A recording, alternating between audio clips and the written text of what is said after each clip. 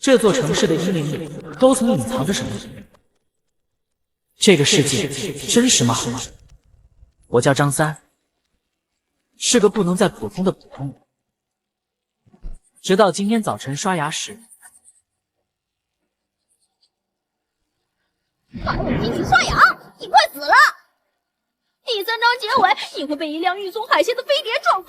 说什么？你是牙膏？没错，作者觉得飞船撞死人这个想法还没用过，要拿你试试。我肯定还没睡醒。不，你非常清醒。你又是什么？我是本章第一个道具，别总偷看对面女人去洗澡，有老公。别喊，慌什么？哦，对了，冷牛奶配杯剧主角更一个牛奶，我拒绝加热。没错，疯什么？对了，你以后要先穿左脚拖鞋。凭什么要先穿右脚？疯了，疯了，都疯了！家里东西都成精了呀！报警！对，赶紧报警！宿主距离死亡还有2章15节。我是系统，主角获得能力与旁白对话。这什么旁白？这都发生了什么呀？神经病，哪有这种剧情的？写小说的不都这样？你还有1章7节的时间。过会门口会有一个安博美女邻居来借浴室洗澡，这是作者为了吸引读者安排的福利情节。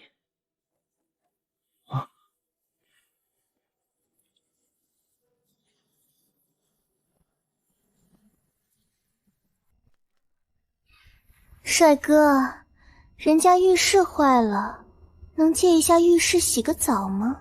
别借，他是国际间谍，特意勾引你的。抱歉，我性不能。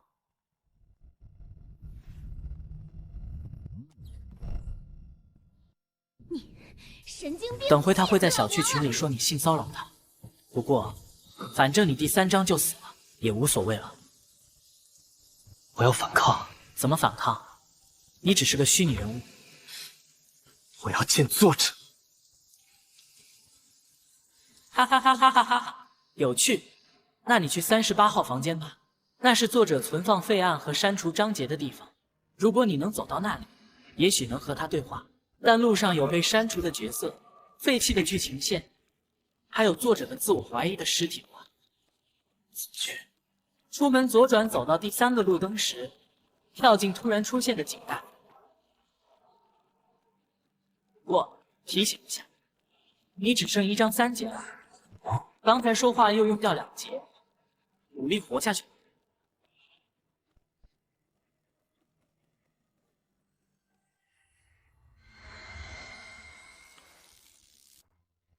这就是扛白说的井盖吗？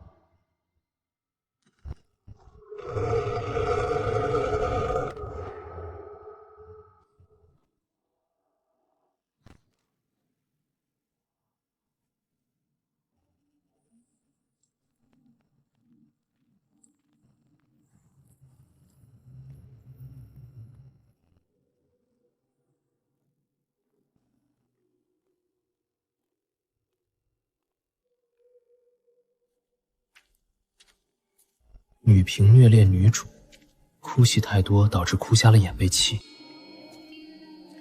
无限流大神，第3个副本跟 NPC 谈情谈爱写偏了。喂，新来的，你怎么没死就来了？你说我吗？我是来找作者的。又一个。作者不见任何人，他忙着赶稿、刷榜单，以及思考下一本书该写什么。但我要改变我的命运。我不想第3章就被载着海鲜的飞碟撞死。载着海鲜的飞碟，挺有创意的。我本来是患乳腺癌晚期死的，最后作者嫌不够反转，直接让我吃饭的时候被罗宋汤淹死了。我是被作者忘记的，他出去旅游断更了7天，回来时忘了我叫什么，就把整条线删了。这作者是不正常的吗？难道就没什么办法吗？正常人谁写小说？到38房间去吧，找到设定修改笔。但路上有逻辑怪、文笔陷阱，最可怕的是读者的怨念实体。那些因为更新太慢而愤怒的读者的留言已经变成了怪物。你们想复仇吗？想改变自己的结局吗？想有什么用？我们已经被放弃了。但如果我能拿到修改笔，也许能把你们都写回去，给你们好结局。你要带我们去？对，我们去会会这个沙雕作者。你这是聚众闹事，作者会生气的。让他气吧，反正我快死了。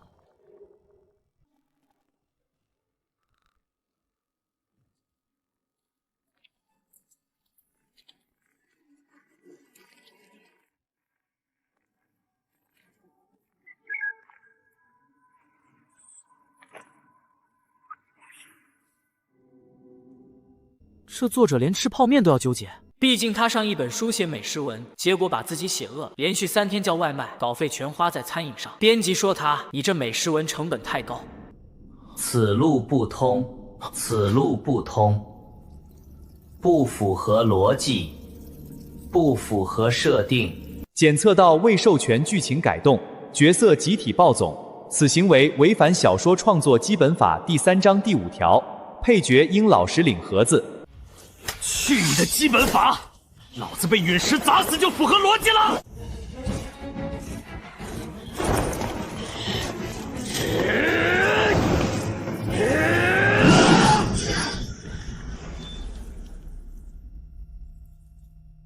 竟然不起作用！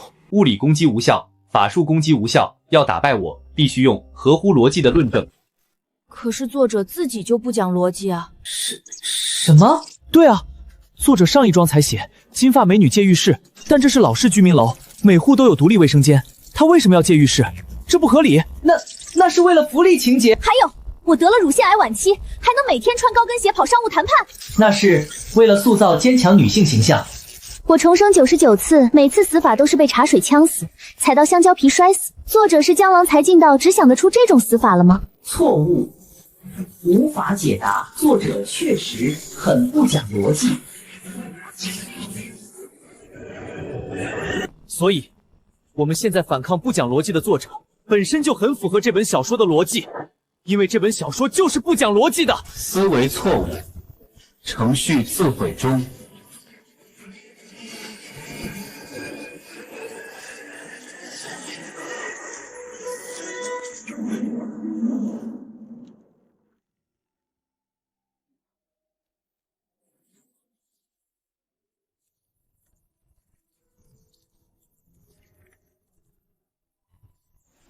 突然觉得我好像还算幸运。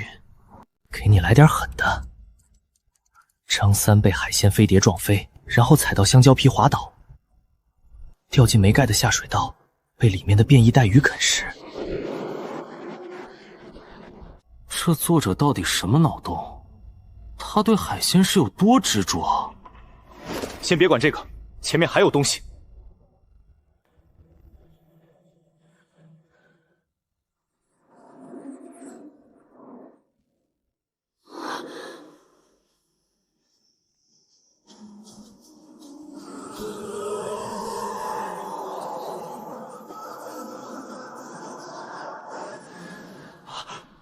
这些是什么？更新。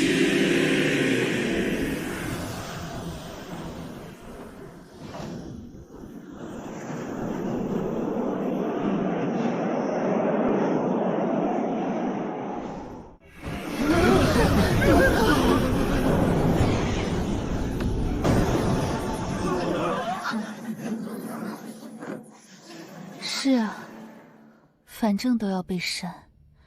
努力有什么用？变慢了，别被他们影响，这些都是作者该挨的骂，不关我们的事。这些怨念需要正面情绪中和，但我们哪有正面情绪？我们都是被放弃的角色，全是负面。我们有，我们想要一个好故事的渴望，这不就是最正面的情绪吗？道有所言极是。集我等愿力，可破万般怨念。怎么做？想象我们本该有的好结局。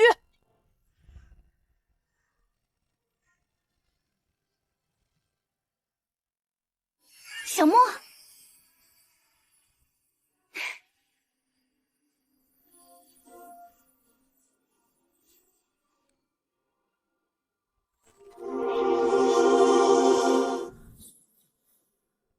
怕水一点，至少给个结局啊！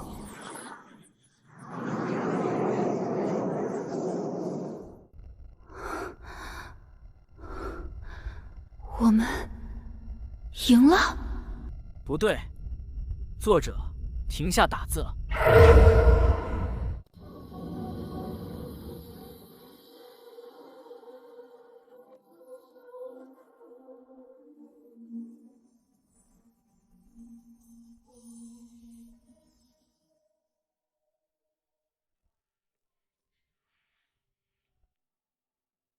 能改变一切的那支笔，但提醒你，每次修改都需要代价。你确定要写吗？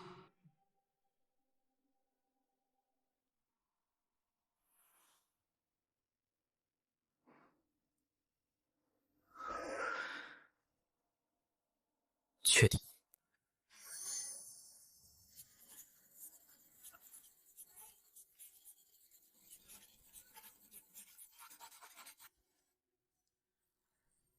不行，太单薄了，作者会直接覆盖。你需要写一个他舍不得删的新开头。张三是个普通上班族，直到他发现所有物品都会说话。牙膏警告他第3章后会死，马桶嫌弃他蹲太久。为了活命，他前往38号房间，遇到了被删除的骑士、都市丽人、修仙老祖、外星章鱼、重生女帝和一个被遗忘的少年。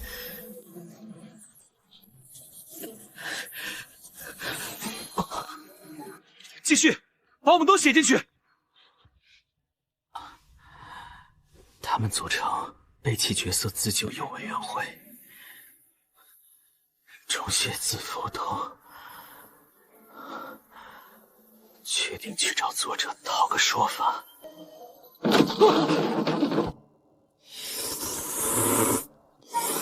我操！我的角色自己写剧情了。他们的故事现在才真正开始。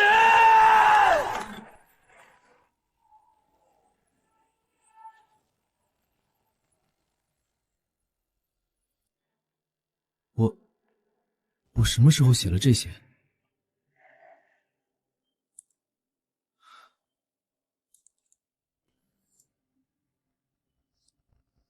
不然你以为靠你自己那个海鲜飞碟的脑洞能写出这些吗？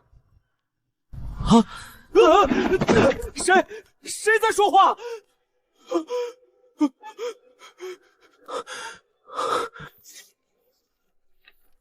给我好好写屠龙，别再陨石砸了！我要个健康的结局，不要癌症，不要车祸，不要失忆。修炼体系给老夫整理清楚。重生99次够惨了，第100次给我赢！给我一个名字就好。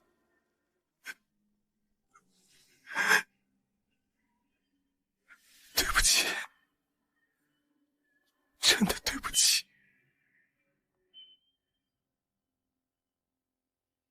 现在你有机会重来了，写吧，给我们所有人一个好故事。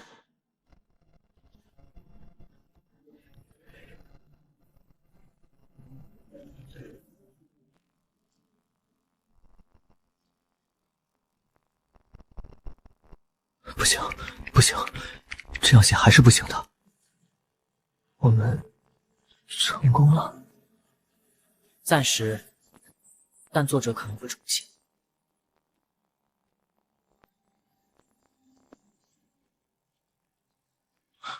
这不是写到第5章了吗？他怎么又改回去第4章了？死性不改。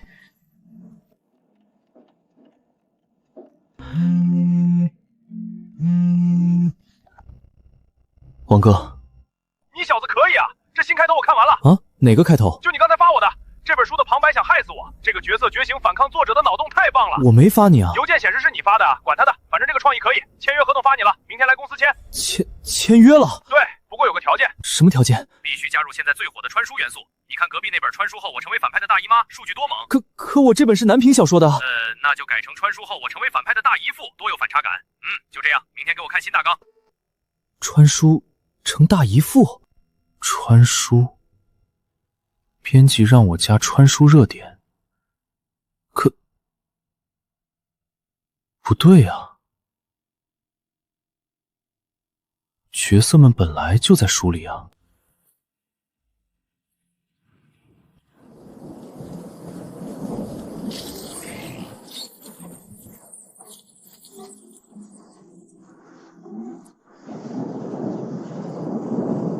穿书者，那是什么？莫非是夺舍之术的变种？我在第44重生时遇到过，遇到一个自称知道我所有命运的女人。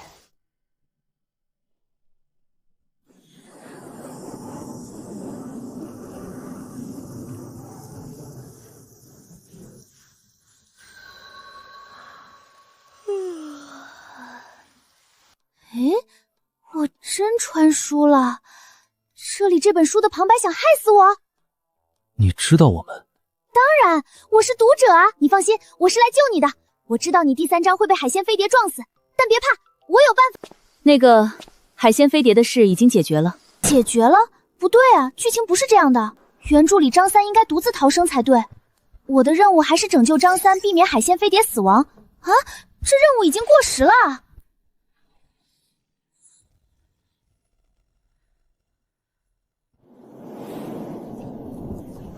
根据穿书者手册第7条，我应该先找到反派。你们谁是反派？我是个科学家。那就是你了，接受改造吧，反派！我要用爱和正义惩罚你。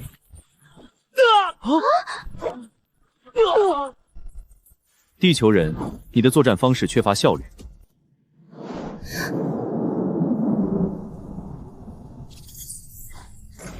注意，穿书者数量将持续增加。警告：过多穿书者可能导致世界过载。这又是什么情况？那会有传书者来给我起名字吗？你就是小莫，那个被遗忘的角色。我有名字创意，叫你旺财怎么样？够喜庆。还是算了。第3、第4、第5个传书者正在传送中，其中有一个的任务是攻略骑士亚瑟，还有一个帮助修仙老祖突破。最麻烦的是，有个传书者接了杀死主角张三的任务。什么？为什么会有这种任务？因为有的穿书系统是反派系统。总之，祝你们好运。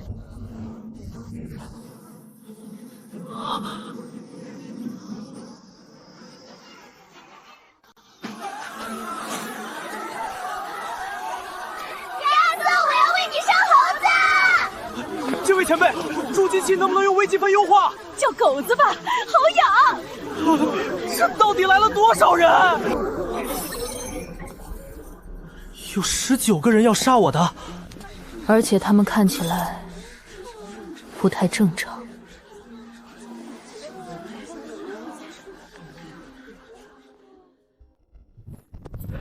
系统说用这个就能杀主角。我的武器是灭魂圣水枪，用这个砸头应该能死吧？书上说要先踩点。主角，你的死期到了，台词是这么念的吧？这些人真的是来杀我的？唉，都是新手穿书者接的击杀主角新手任务，但量变会引发质变。击杀张三，完成任务就能回家。哦对，杀张三。骑士守诀第1条，保护手无寸铁者。区凡人也敢造次？你们真的是杀手吗？对不起，对不起。痛！综合战斗力评估0.5坤，1只坤能打他们2个。朕重生99次，第一次见这么废的刺。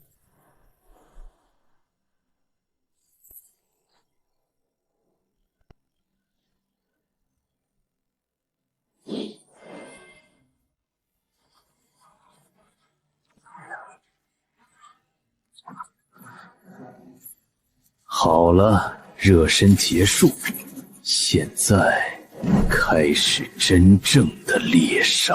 检测到剧情强制推进模式，他们已经被系统托管。什么意思？就是接下来的战斗，他们会像游戏 NPC 一样，招招致命，毫无感情，不达目的誓不罢休。真的想害死我呀！这些人变强了，这巨人的攻击竟然堪比法天象地！快跑，我们打不过！往废弃章节迷宫跑，那里地形复杂。快撤退！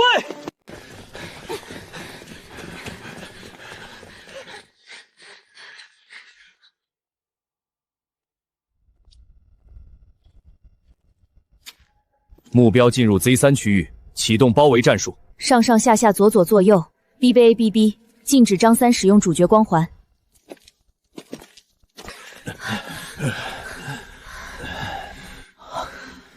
主角光环还能禁用？不对，我除了叫张三，作者就没给过我光环。他们的能量来源是读者的期待值。什么意思？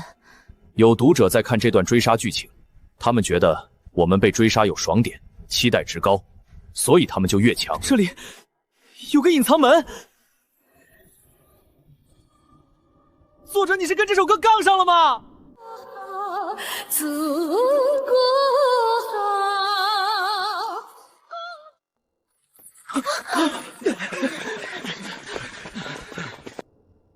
只有10分钟。他们第2轮攻击时，我的盔甲出现了裂痕，老夫的灵力被某种规则压制，必须找到反击方法。你刚才说他们靠读者期待变强，准确说是冲突期待值。这个冲突戏份越精彩，他们的剧情权重就越高。那如果我们让剧情变得不好看呢？朕重生过99次，知道怎么让剧情变得不好看。我们可以帮作者水一下剧情。接下来我们破门攻击冲人完成，破门准备，倒计时3、2、1。目标确认，执行击。杀吧杀吧，我累了，赶紧的。要杀快点儿，我赶时间做面膜。盔甲送你们了，记得保养。杀完说一声，老夫要午休。第100次死亡体验，希望别太痛。要章鱼刺身吗？刚长出来的。我没什么用，杀了也不影响剧情吧。目标斗志降0%，冲突期待值急速下降，传输者战力差评。不，这不符合预期。你们应该反抗，应该挣扎。累了，躺平了。杀不杀？不杀我睡了。检测到剧情崩坏风险，强制重启追杀任务失败，穿书者系统过早。等等，我们的任务。部分杀手因剧情无聊被读者取消关注。现在反击！骑士守则第38条，抓住敌人松懈的瞬间。老夫等的就是此刻。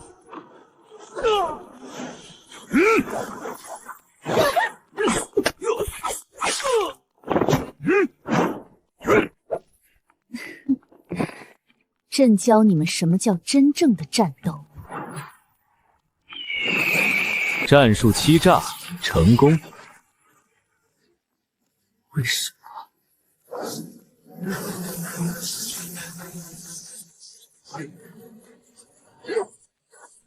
没人喜欢看单方面屠杀的剧情，没有悬念，没有反转，没有成长，这才是最无聊的。成长？对，所以我们要开始成长了，而你该退场了。终于可以好好休息一下了，走了这么久的路，脚都酸了。等回去得好好保养一下盔甲。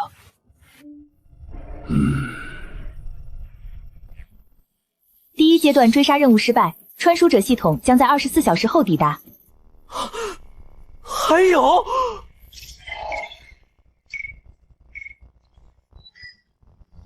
存活率17%，不到2成胜算，但总比0好。24小时，那我们要在这24小时内变强到能打败他们。只要读者风口变了，我们就能击败那些戴金手指的穿书者。这里还有一行小字。啊！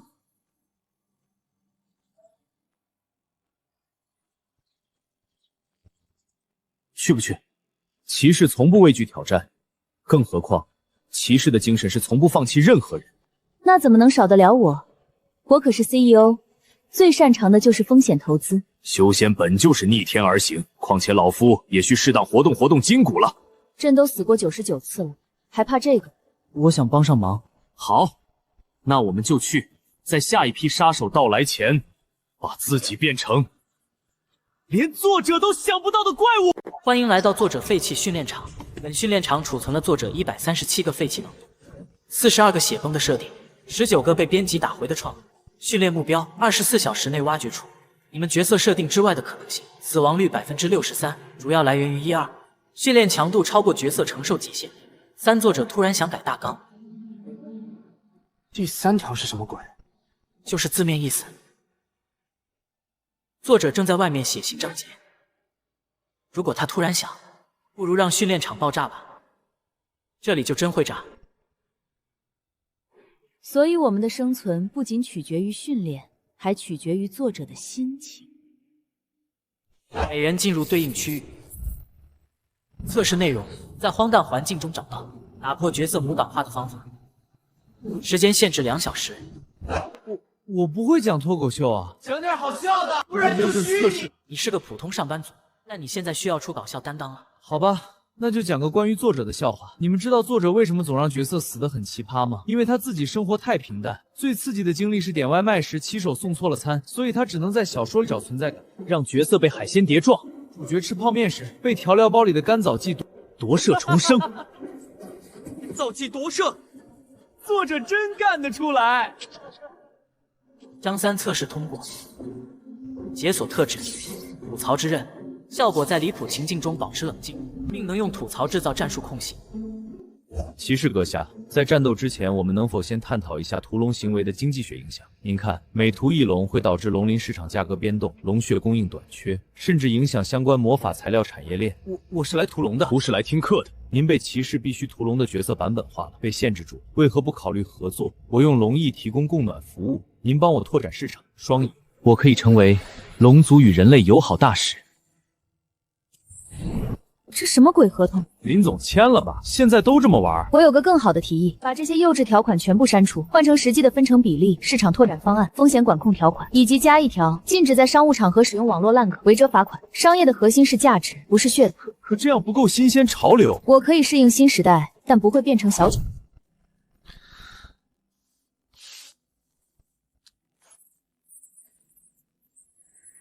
第1轮测试完成，全员通过，荒诞幽默。模板革新，专业破绽契合度85%，科学修仙，现代智能，跨界发明，自我属100%。可我只是给自己起了个名字。遗忘的角色而言，拥有自我主营的勇气，是最大的突破和价值。现在开始第2轮训练，模拟敌人12名精英穿书者，训练目标在团队配合中。将新特性转化为实际战斗。特别提醒：本场训练将接入读者实时反馈系统，你们的战斗表现会直接影响外界。读者对下一章穿书者的期待，这会决定真实战斗中穿书者能获得多少读者支持。也就是说，现在就有读者在看。对，作者刚更新了第13章开头，写张3等人进入训练场，现在有大概3000个读者正在看这一章。所以我们的表现越好，读者越期待，穿书者反而越强，这什么坑爹设定？正是如此。当然，如果你们能够让读者站在你们这边，穿书者的正派光环就会被削弱。现在，战斗开始。不行，他们配合太默契了。因为他们是系统托管模式，没有个人情绪，纯粹战术机器。需打破其节奏。让我试试。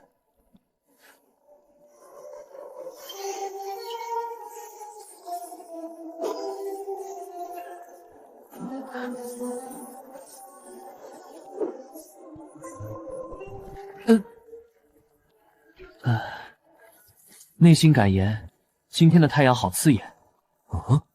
吐槽之刃，你们的战术就像作者的大纲一样漏洞百出，根本就是一盘散沙。专业破妄，看穿你们的攻击套路了。模板更新，你们的阵型该更新版本了。现代治理，打仗也要讲究效率。科学修仙，此阵法的灵力节点通过化学公式可算出，就在此。跨界发明，这个陷阱是用微波炉原理改造的。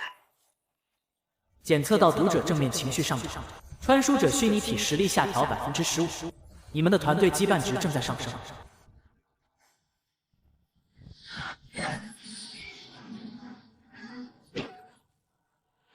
成功了。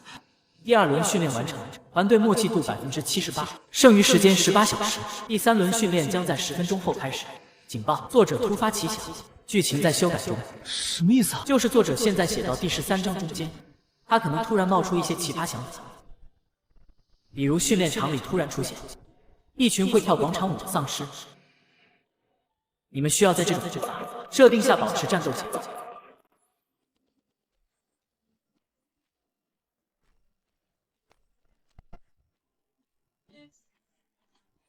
靠！我要给作者寄刀片。淡定，你只是个小说里虚构的人物。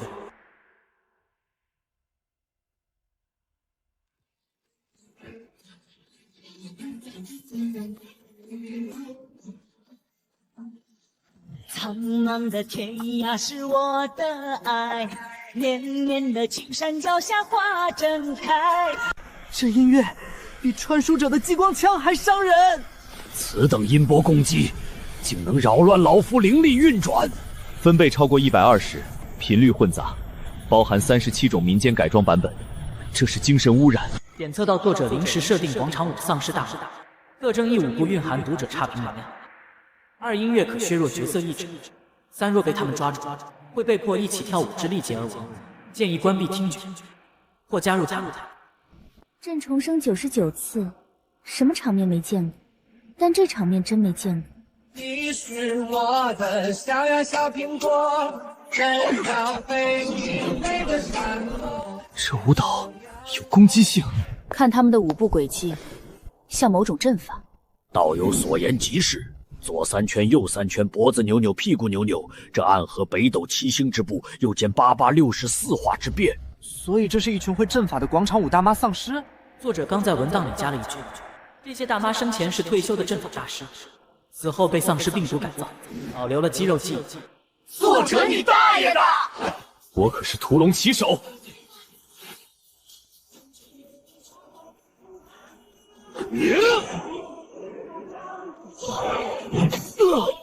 这力量，胸口像被1000个读者同时点惨。到我了，大地为我而动，山河为我而开，崩山术。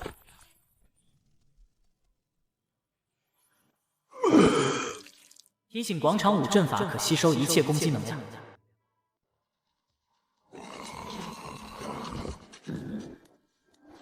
既然如此，那就试试我的超声波干扰器。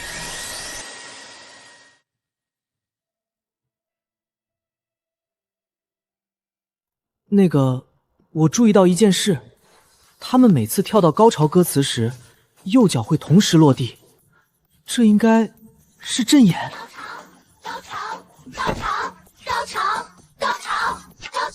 小友眼力惊人，确是阵心，只需在彼时打断。问题是怎么打断？我们现在近不了身。也许不需要打断，他们在他们的 BGM 是无敌的，不如我们换个 BGM 试试。朕在第27次重生时学过音乐。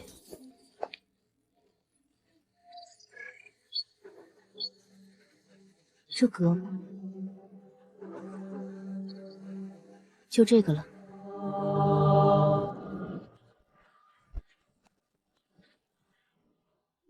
检测到能量冲突，广场舞阵法正在瓦解。就是此刻。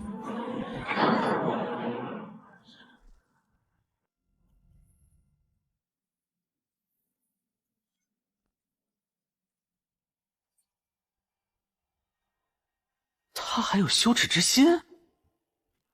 检测到作者正在输入大量新设定。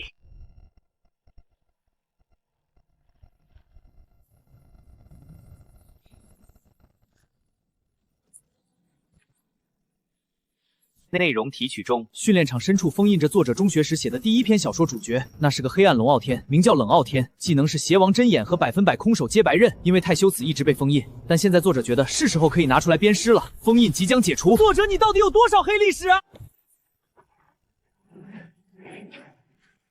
这么多年了，终于有人唤醒了本邪王。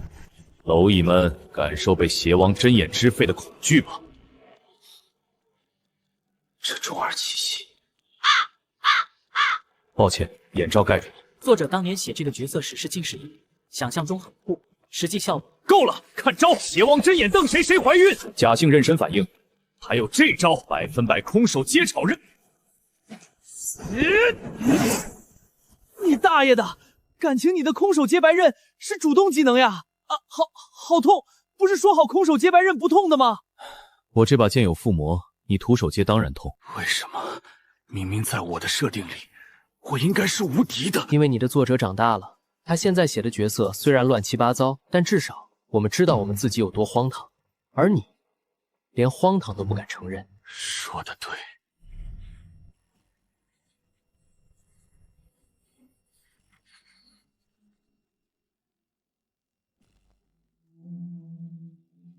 黑历史 BOSS 击败，获得特殊道具，作者的初心笔记本，使用次数1分1。这个也许能用在关键时刻。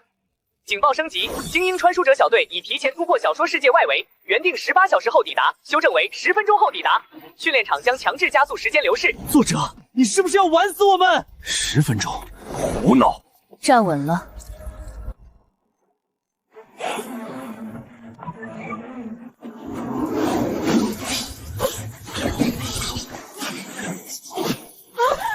团队默契提升中，技能磨合中，存在感标记已解锁。训练完成，综合死亡率0%，团队战斗力预估可对抗8名精英穿书者，差距4名。建议战术分而折之，利用地形制造局部优势。还差4个人，那就想办法补上。最后提示，还有5分钟，他们就会找到这里。祝你们写出属于自己的结局。风险可控，老夫奉陪。朕从不后退。人家才不是想帮你。张三哥，我跟你一起。好了，各位，是时候让那些穿书者看看什么叫不按常规出牌。还有5分钟，张三，祝你好运。时间到，执行击杀程序。和我们训练时打的虚拟体一样，但更强。分析目标数据，战斗力预估已更新。执行战术，分割围杀。他们的剑术没有风格，但是纯粹又高效。灵力受阻，此物竟然专可修道之人。警报！正在清除病毒，需要时间。他读过我的99次重生数据。擒贼先擒王，我是那个王吗？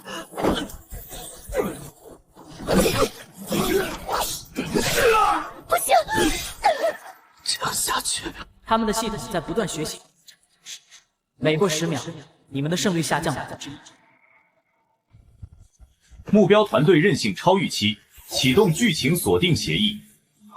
他们封锁了变数，我等无法临阵突破。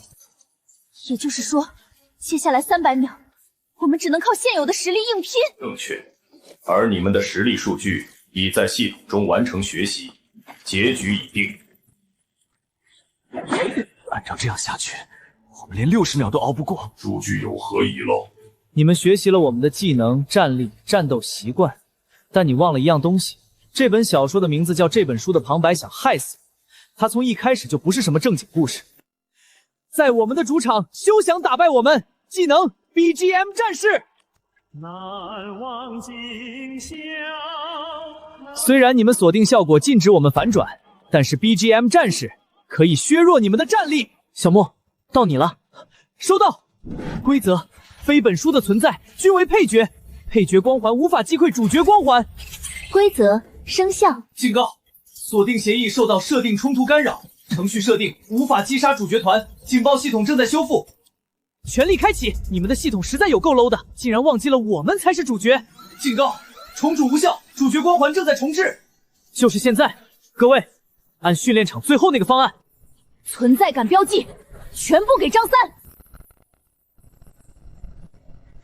优先级覆盖，强制集火张三。专业破妄，看穿了你们的强制极光是系统指令。亚瑟，嘿嘿，我不只是骑士，我还是团队的主 T。警报！指令冲突，重新判定。指令冲突，重新判定。朕重生99次学到的最好的攻击时机，就是敌人犹豫的瞬间。科学修仙，用公式破解你们的系统。假设你们的行动基于算法 A， 灵力干扰系数为 B， 跨界发明，将修仙公式转移为计算机病毒，注入。系统错误，正在重启。现在我们对生存的渴望，你们的系统能够学习吗？一群被作者放弃的角色，用荒诞的配合打败了你们这些完美的战斗机器。警报！系统收到谬月冲击，无法理解，战术逻辑混乱，但有效。使用唤醒作者的创作初心。我想写一个有趣的故事，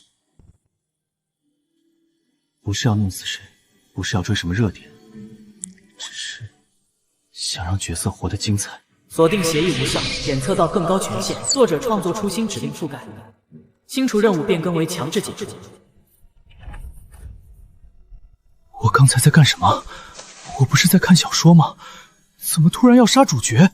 我们好像被系统控制了。看来，真正的读者还是站在故事这边。任务终止，遣返现实世界。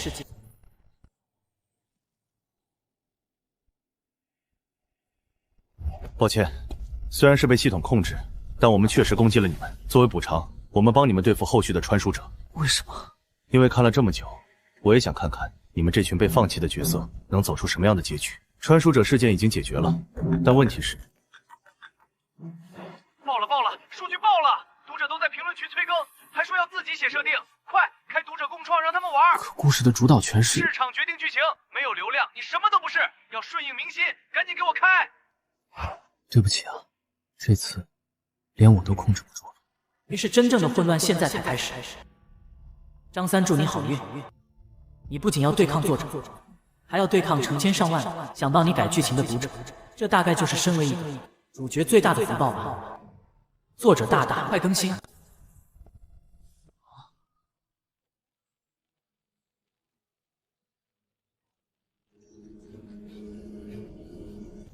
这又是什么新玩意儿？恭喜你被联网了！作者迫于编辑压力，开启了读者共创功能。现在，任何订阅本书的读者都可以在最新章评论区提交剧情建议或角色设计。然后呢？然后，如果某条建议的评论点赞数在5分钟内超过热门阈值，系统就会强制采纳，并及时生效在你身上。及时生效，朕倒要看看区区读者能奈我何。检测到高赞读者共创建议，正在载入完成。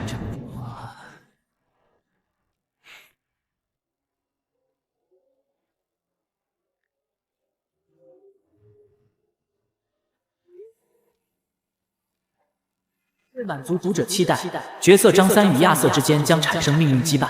互动时自动触发兄弟情深滤镜及 BGM， 且需在24小时内完成至少1次卖腐名场。卖什么？腐？什么豆腐吗？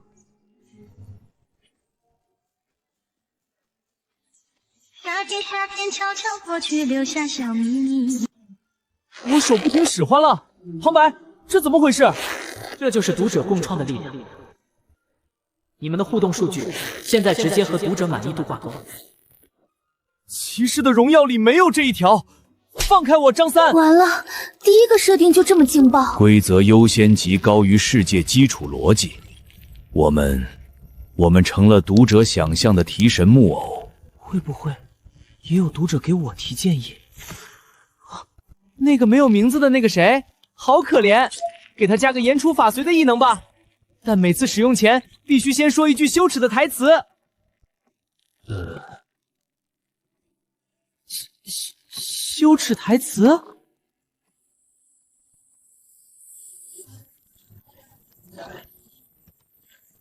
王哥，你这条读者共创好像放出笼子的不是羊，是一群饿狼啊！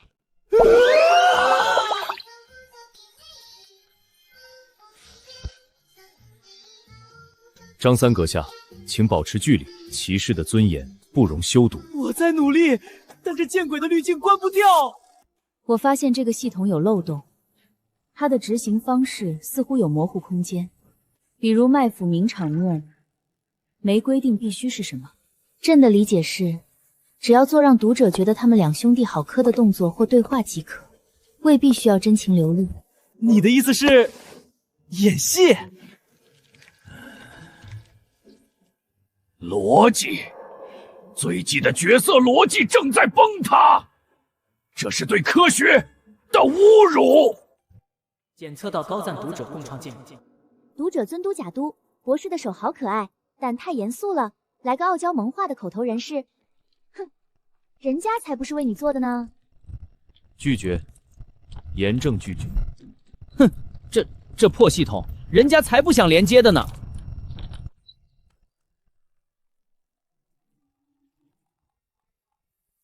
那个，我以前是系统流的，或许可以尝试分析这个共创系统的数据量，找找有没有防火墙或者过滤机制。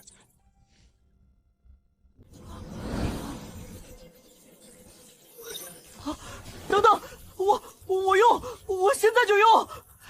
隐藏星星力量的钥匙，在我面前显示你的力量。现在以你的主人小莫之名命令你，让这个房间角落的那堆废墟暂时消失。高维信息抹除，这能力优先级极高。太羞耻了，小莫，你这能力也许能帮我们修改或者击挡一些过于离谱的读者建议，让都市绿人林威变成金刚芭比，声音甜美，力能扛顶。苏黎安排女帝苏黎偶遇一个命定之人，立刻变成恋爱脑。给张三加一个100%被误会是变态的被动技能。不要！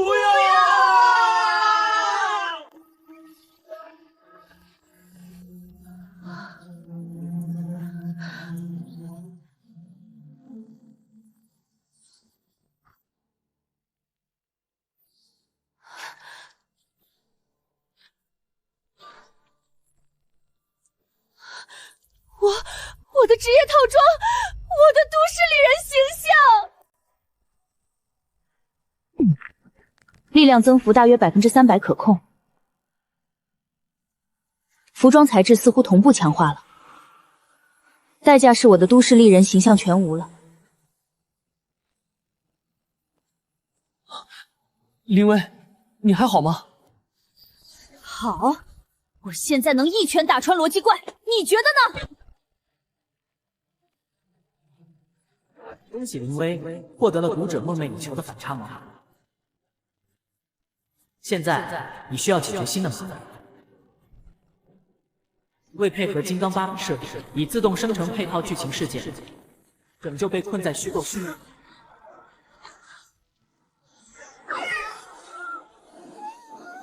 的读者的无聊把戏。李毅，分析出什么了吗？有发现，读者共创系统并非无敌。过于复杂或互相矛盾的设定同时生效，会导致系统短暂过载。第二，它必须依托本章剧情场景。如果我们能快速结束本章，进入下一章，新建议的强制执行就会延迟，甚至取消。无论设定如何荒唐，见义勇为是骑士的本能。林薇女士，需要帮忙吗？也算我一个，早点解决这破事儿，早点想办法摆脱这些设定。我可不想100%被误会成变态。好，那就用这身怪力打出一个高潮点来。道友且慢，那些幻兽与怪物皆是读者念力所化，或可用蒙拟克之。哼，人家不是想帮你们，只是收集战斗数据很重要。罢了，朕便看看这读者妄想的剧情能有多离谱。小莫，准备你的言出法随。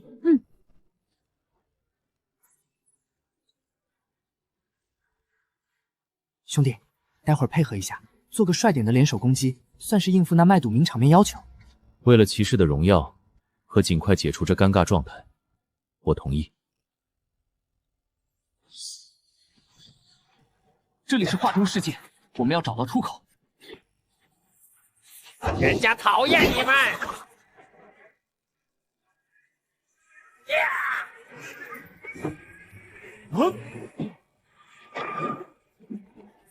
代表月亮消灭你！阶段性剧情事件完成，读者整体满意度提升，检测到可终止点。就是现在，说点像本章结尾的台词。不管前方还有多少奇葩设定，我们背弃角色自救委员会都不会认输。我们的故事由我们自己书写，至少一部分。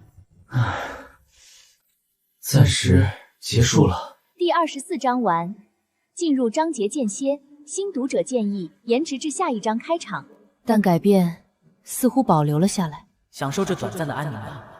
因为下一章，读者们积攒的创意会像海啸一样扑过来，而且我感觉到有些建议开始带有恶意。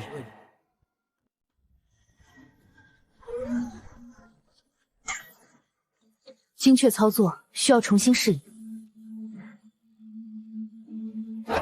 检测到异常数据图，部分读者建议的能量声称高度一致，且带有负面情绪标记，不像普通玩闹。推送一些带有羞辱性质或逻辑死循环的设定建议，比如让张三穿女装去跳宅舞，或者让整个世界的物理规则每隔1小时随机变换一次。而且我发现，因为读者设定复杂或矛盾，系统有可能会过载。这已经不是玩梗了，这是想玩死我们！看来有读者并不满足于观看，而是想亲手折磨角色取乐，或者是其他眼红这本书数据，作者派来的水军或同行竞争者，在网文世界这种手段并不稀奇。那我们怎么办？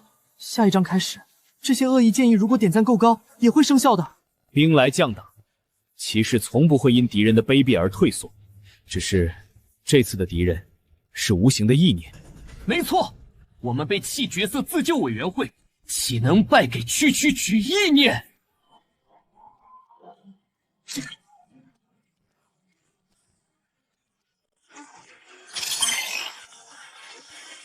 第1条命令，谁都能下。逻辑悖论可能引发系统错误。李毅，如果下达一个涉及系统底层的指令，会怎样？可能造成指令冲突。张三，对不起了。我命令你立即向读者共创系统核心协议发起权限核查请求，请求内容为质疑当前读者没心没肺没烦恼建议的合法性，其行为破坏主角基本行动逻辑，构成违反了网络文学主角保护法第7条强制禁锢角色自主行为。倒计时归0，强制执行生效。向读者共创系统核心协议发出权限核查请求，质疑读者没心没肺没烦恼建议的合法性，理由：行为破坏主角基本行动逻辑，构成违反了网络文学主角保护第7强制禁锢角色自主行为。接收到角色张三发起的权限核查请求，请求内容非常涉及网络文学主角保护法，开始检索。居然真有网络文学主角保护法，竟然是作者当年吃泡面时候瞎写的设定之一。世界提示音，检索到相关隐藏协议片段中，读者没心没肺没烦恼建议与主角最低限度自主权条款存在潜在冲突，冲突等级低，但鉴于由受控主角亲自发起，绝对复合程序效果暂时挂起，复合期间该建议及同类建议暂停执行。成功了。利用规则漏洞将恶意命令导向了系统自身，制造了冲突。干得漂亮，李毅。侥幸，赌对了。作者的脑门应该有这种稀奇古怪的隐藏协议。我们成功了。世界提示音，检测到符合程序引发数据变动，激活补偿记事，即将随机抽取一项无恶意倾向的高赞建议，立即生成额外剧情事件。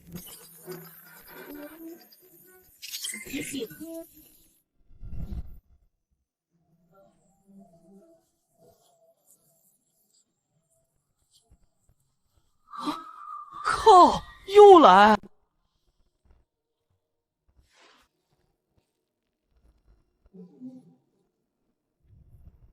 把你捧在手上，虔诚的分享。这算哪门子温馨日常？读者眼中的温馨日常，就是看你们这些厉害角色在守望者乱中出现。现在人气很高了。用力量让厨具服从，算温馨吗？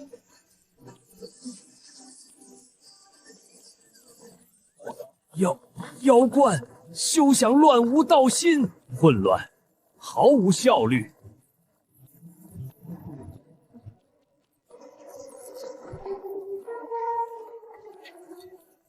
但人家的数据收集倒是很充分。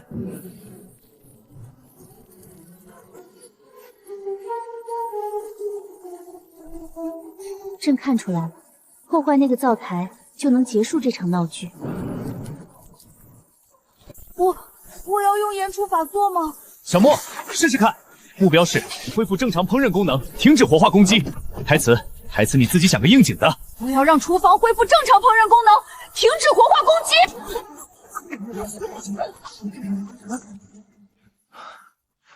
骑士的战场不该在厨房。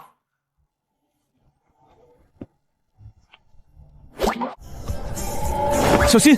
抱歉，条件反射。看，就算在灾难厨房，读者想磕的 CP 也会顽强的发光发热。建议点赞数又涨。没时间让你们尴尬了，朕找到破绽了。林威，用你的力量打碎灶台中央那个闪烁的符文。张三、亚瑟掩护他，其他人牵制活化的厨具。让开！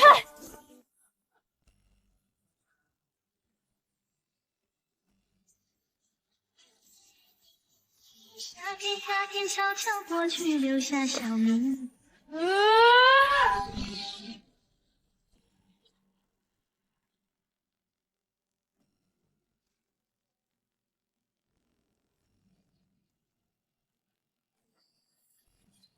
额外剧情事件灾难厨房完成，读者满意度大幅提升，检测到足够高潮点。可以结束了，快！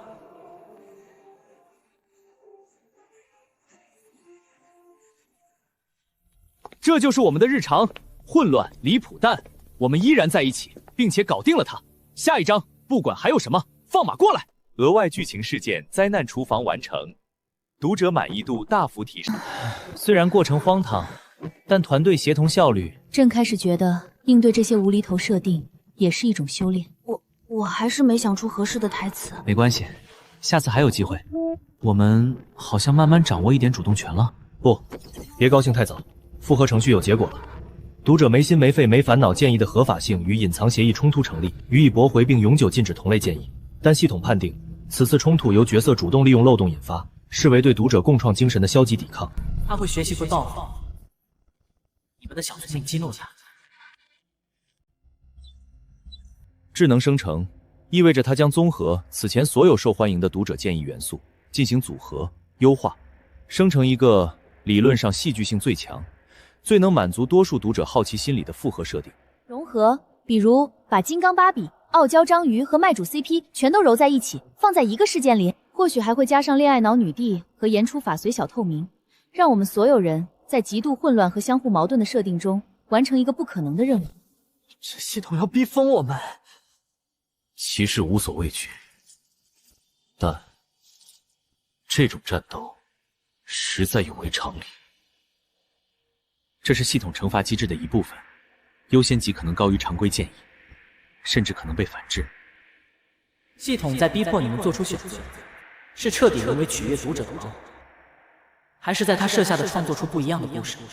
道友们，贫道有一言：万千设定加深，皆是外向。我等之心智之羁绊，方为根本。任他千变万化，我们见招拆招。惩罚性高难度融合建议生成完毕，终极舞台角色反转大乱斗。系统提示：欢迎来到无限轮回舞台，在这里体验到前所未有的剧情反转和极致的意外，请做好准备，演出即将开始。交换特质和能力，什么意思？例如，林威的金刚芭比力量可能转移到小莫身上，张三的吐槽之刃特性可能转移给云阳子，完全随机。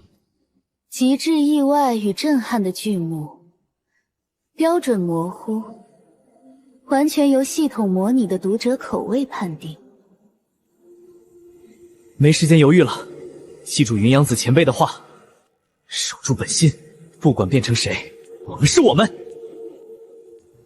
同意。舞台之上，意见见真章。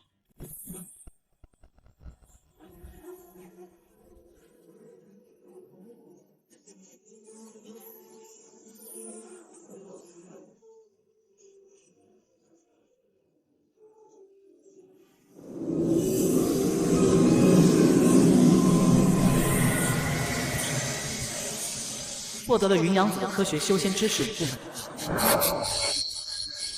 以及博士的跨界发明思路。获得了苏黎重生预判与布局能力，以及博士的科技操作熟练度。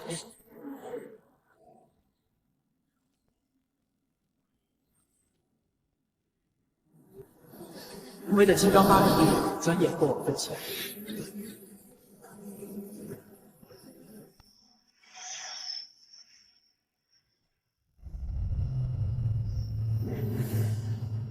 获得了亚瑟的骑士剑术，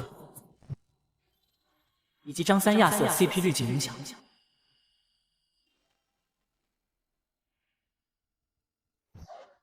获得了小莫的存在感标记描我的女帝气场好像弱了不少，言出法随羞耻台词变得好低。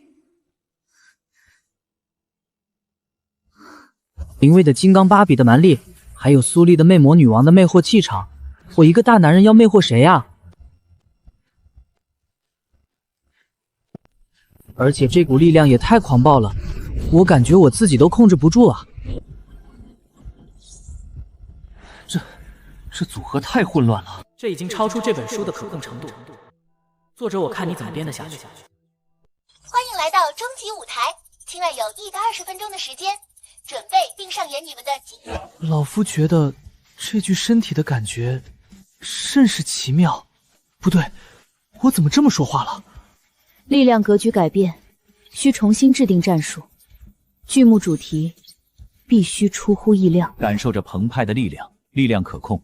分析显示，舞台存在边界，但规则允许任何形式的表演。建议利用现有混乱特质，构建一个逻辑上不可能成立的剧品。我说，就咱们现在这混乱状态，演个《西游记》都能串戏到《星际迷航》吧？我呸！我现在吐槽之力爆棚啊！哼，人家才不想演呢。但为了收集这种极端状态下的行为数据，就勉为其难。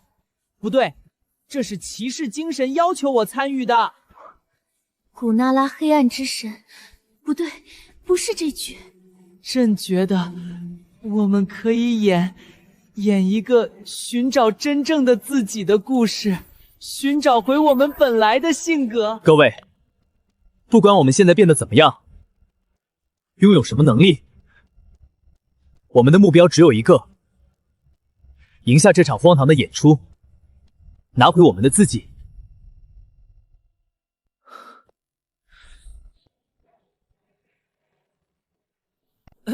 老夫，不对，我觉得我们必须利用反转这个核心矛盾来构建剧目，演一个关于身份错位与寻找自我的故事呀。主题可行，但不够极致意外。系统模拟的读者口味数据台显示，他们对姐姐经典、跨次元乱炖、卖血爱情故事兴趣峰点最高。姐姐经典，我们可以演哈姆雷特，但所有角色都由错位的人扮演，比如让拥有女帝记忆的我亚瑟演奥菲雷特，让拥有吐槽之力的云阳子演哈姆雷特，让力量暴增的小莫演国王。哈姆雷特，生存还是毁灭，这是个问题。问题是作者连大纲都驾驭不了，这样糟蹋经典，观众会扔臭鸡蛋吧？不行，这样不行。或许可以演一个所有角色都以为自己是主角，但其实都是旁白笔下玩具的剧目。要不演勇者斗恶龙？我现在很有力气，可以演恶龙。时间紧迫，我建议综合各位的想法，剧目核心定为自我。我们就在这个舞台上演一场我们如何被困在这个舞台上，并试图反抗系统安排的戏中戏，以求寻找自我。戏中戏，好主意！我们可以这样设计：第一幕荒诞囚笼，表现我们被读者建议和系统惩罚操控的荒诞现状，利用我们反转后的能力，进行一场看似胡闹，实则暗藏逻辑的破局演出。设定可行，第一幕突出反差和搞笑，用现状自嘲；第二幕需要一场结合所有人反转能力的华丽胡闹，比如用科学修仙原理破解舞台规则，用重生预判安排戏剧性转折，用金刚芭比力量进行视觉冲击。第三幕的提问是关键，需要小莫的言出法随进行某种形式来打破屏障。正午可以负责在第二幕用低存在感特性进行暗线叙事，铺垫第三幕的爆发。言出法随的台词或许能成为连接戏里和戏外的钥匙。骑士的荣耀允许为了更大的真实而扮演，我会用这力量和分析力，确保武打场面兼具夸张与逻辑。台词交给我。保证把作者、系统、读者都吐槽个遍。舞台特效、道具、包景音乐，人家来办，用我这奇怪的审美和科技知识搞定。虽然粉色可能有点多，我会努力控制力量，在需要的时候爆发。计划听起来疯狂又合理，但只剩60分钟了，包括排练。你们确定要玩这么大？我们别无选择，要么在规则的笼子里演一出安全的烂戏，要么砸碎笼子，哪怕只是让光透进来一瞬间。演。开始分工，细化剧本，林威总调度，亚瑟负责动作设计，云阳子写台词，章鱼博士搞技术和特效，苏里构思暗线，小莫和我一起琢磨第3幕的打破环节，李毅继续从外部分析系统漏洞。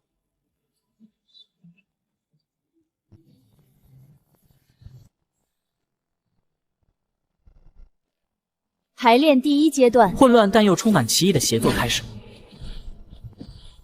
云阳子写的吐槽台词笑料百出，现在是个人都想长生。章鱼博士搞出特效，苏黎进行暗线构思，小莫尝试将力量与演出法随结合。期待值还在降，因为观众只看到你们在吵吵嚷嚷的排练，毫无观赏性。提醒一下，你们只有10分钟了。最终演出强制开始，没有排练了，直接上。记住，失败就是永久固化最糟糕的设定。终极舞台角色反转大乱斗正式公演，现在开始。老夫今日掐指一算，咱们都被作者和读者给暗算了。数据现实，生存概率因外部干扰持续下降，干扰源不明。力量增幅300%，但攻击目标无法锁定。舞台规则在变。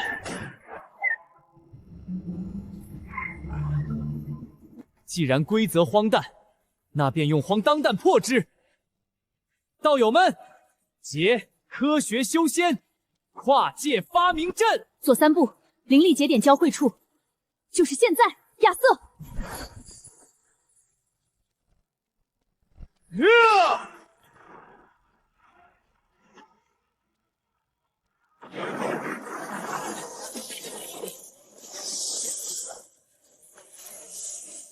系统分析中，能量读数异常，检测到非常规能量冲击。哼，轮到人家了，骑士之光，数据封装。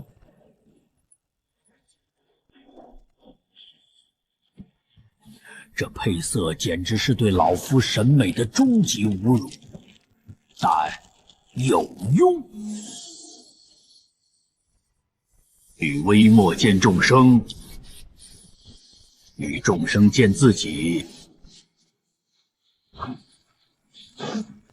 我以我之名代表月亮消灭你。朕明白了，向坐标点全力轰击。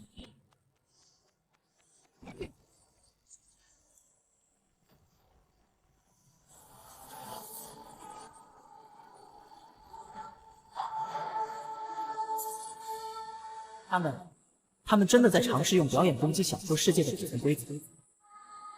观众被这疯狂又高燃的场面震撼。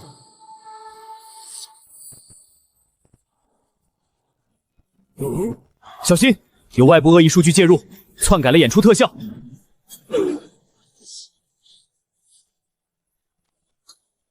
这不是表演特效，这是真实的攻击。有什么东西在利用我们的舞台剧，故意渗透进来这里。张3，演出不能停，否则算失败。但这些攻击是真的。将计就计，把这些真实攻击也当成我们剧目的一部分。好，那就演一出戏中戏中戏，让暗处的家伙看看，谁才是这个舞台的主人。老夫已经看穿了，这便是命运的嘲弄。他披着娱乐大众的外衣，却暗藏杀机。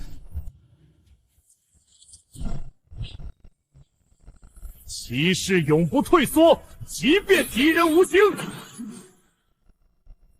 这台词真够老痛。分析入侵模式。数据分析，这些是外部故事的入侵，不属于本世界体系。外部数据确认为话术数据警告，世界观正在被篡改。哼，人家才不允许别人的数据污染我的舞台美学。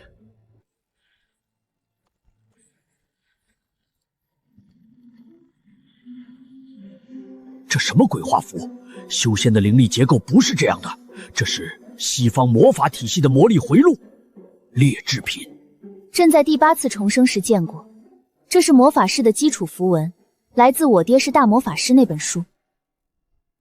这是其他书里的设定。这些藤蔓有木系魔法气息，这是某种藤蔓怪物的攻击，我必须想办法。我追踪到部分入侵数据的来源，他们伪装成读者建议，但点赞账号都是僵尸号，内容全部是要求加入魔法体系，要求加入机甲，要求加入克苏鲁之类的矛盾着设定，目的是让世界规则过载崩溃。所以，我们的读者共创模式成了别人入侵的大门。不止，我们的刚才的剧目打破了规则屏障，正好给了他们一个接口。现在我们卡在表演必须继续和真实入侵的夹缝里。读者就这么喜欢看老夫以及同伴手忙脚乱的样子吗？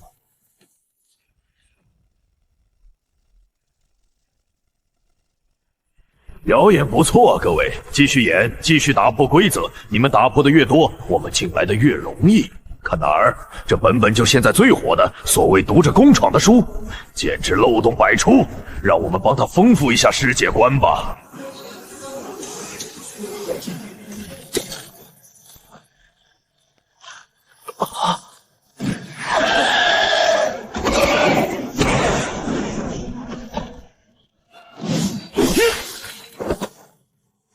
这威力恐怖如斯，必须终止演出，否则入侵会越来越严重。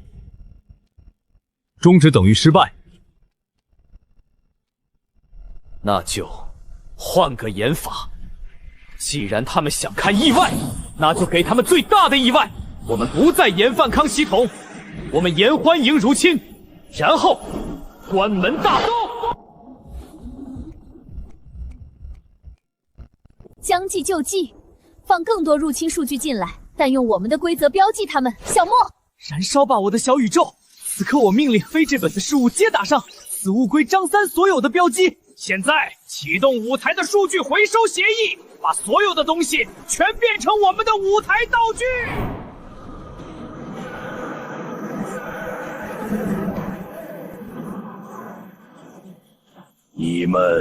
你们敢反向吞噬我们的规则？什么叫你们的规则？进了这个舞台就是我们的道具。还有，你们的魔法纹路都画错了，没文化。朕看过我爹是大魔法师全本，你偷了个你爹的魔法镜，但是你那大舅子故意调换的盗版书，所以你的魔法根不堪一击。观众期待值飙升至92%，演出效果超预期。世界稳定性暂时回升。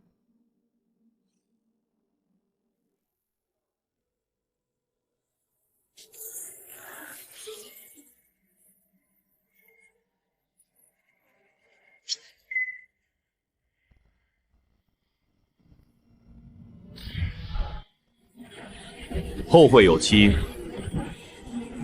再见。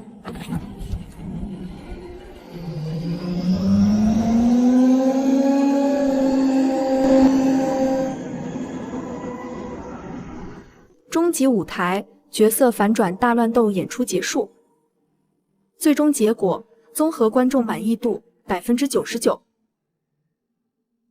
判定演出成功。我们赢了舞台，但好像惹上了更大的麻烦。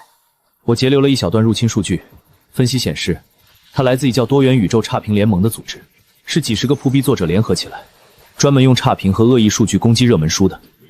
所以刚才只是试探性攻击。没错，你们的书因为读者共创模式太火，挡了别人的路，他们已经开始行动了。下一次可能就是真正的跨书入侵，带着完整世界观的军队。兵来将挡，他们想来我们的世界打仗，那就让他们看看谁才是这里的主人。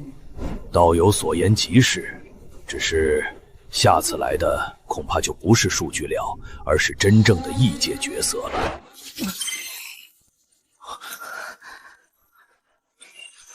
为检测污染，步骤将进行紧急升级期间，将随即引入跨世界平衡协议。我的世界要变成战场了吗？看来我们的自救委员会顺败还要拯救世界了。话说咱们的作者能驾驭得了吗？做好准备吧，章3，下一章开始。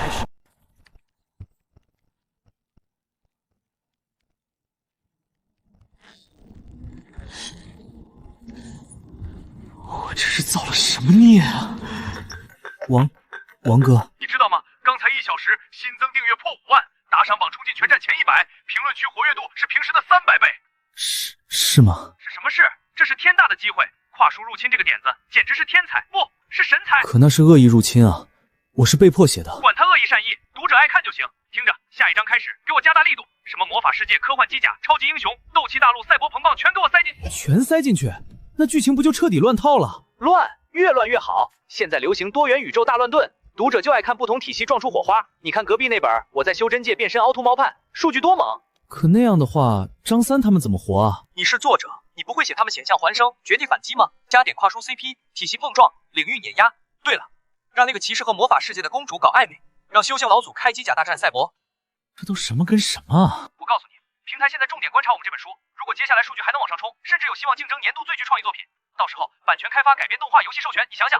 可是故事本身，故事能当饭吃吗？你现在月入多少？房贷还完了吗？你妈上周是不是又催你找对象了？听我的，跟着市场走。下一章就写多元宇宙入侵正式开始，先弄几个酷炫的异界角色登场，打一场热闹的架，再买点 CP 伏笔。很简单，你之前不也写得好好的吗？好，这就对了。明早我要看到新内容，记住，要炸，要爆，要让读者彻底尖叫。对不起啊，张3，这书我已经控制不住了。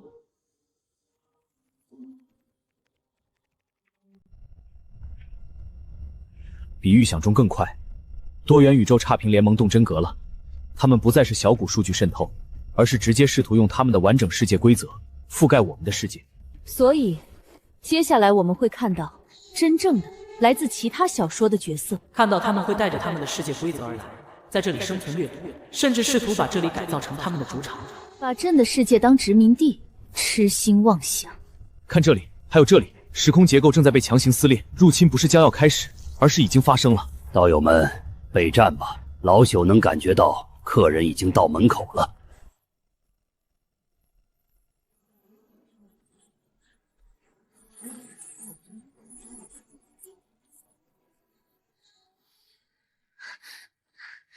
这里就是这本书的旁白想害死我的世界，能量浓度好低。等等，我的传送坐标好像偏了。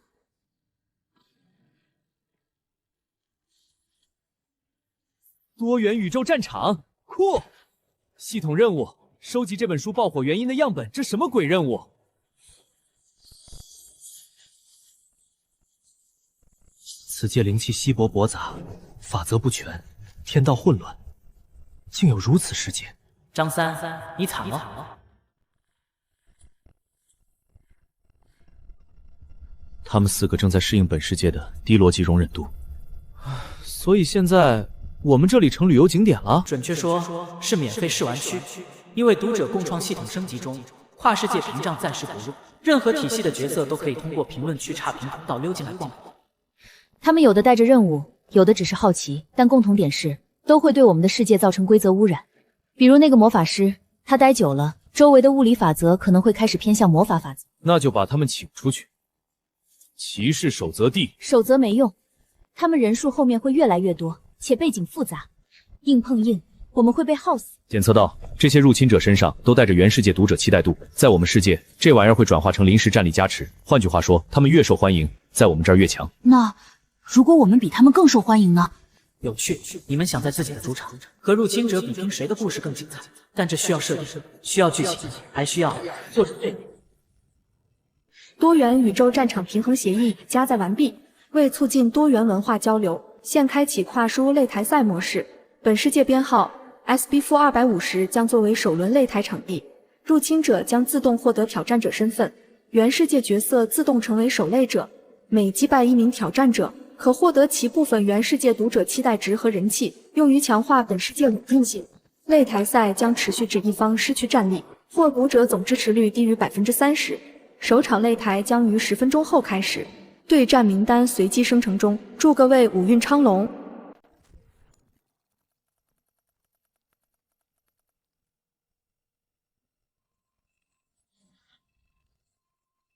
擂台赛，这是要把战争变成古罗马兽厅吗？变成一场持续给读者看的表演秀？哼，决斗士？不，我们是编剧兼演员兼主角。别忘了，这本书除了作者不正常，我们也没按常规出牌过。既然要打，那就打一场让所有观众记住的反转局。酸萝卜别吃，都是空荡荡的。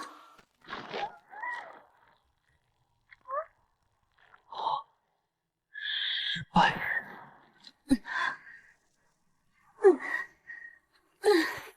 这传送体验比地铁甩尾还晕。说好的多元宇宙学术交流呢？那破公告板是不是骗我？哼，又是你！你可不是纽约小虫子，你竟然敢这样叫本公主！要不要打一架？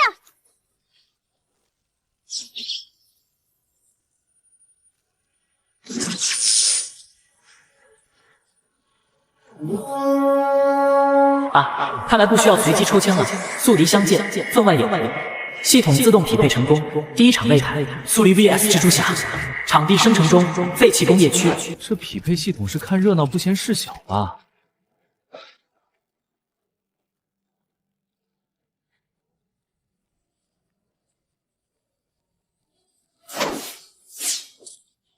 嘿，这地图谁设计的？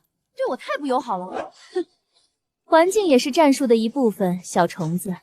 你的机动优势在这里荡然无存，看人家的招数，脉冲束缚网。第一场女帝苏黎上，单生之步，观众满意度仅提升5%。接下来第二场擂台准备。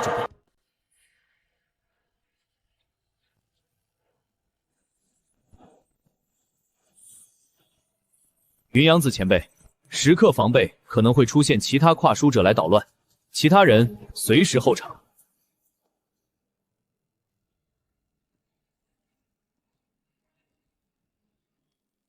我们要赢，还要赢得漂亮，让那些入侵我们世界的读者反过来为我们喝彩。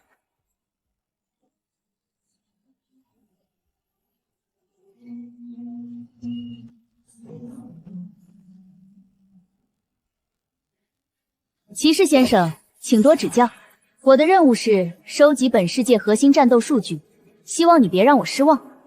骑士起守则，誓死捍卫我的世界。各位观众，欢迎收看跨书擂台赛第一战，来自这个魔法师有点傲娇的天才魔导师莉莉丝，对阵这本书的旁白想害死我的钢铁猛男骑士亚瑟。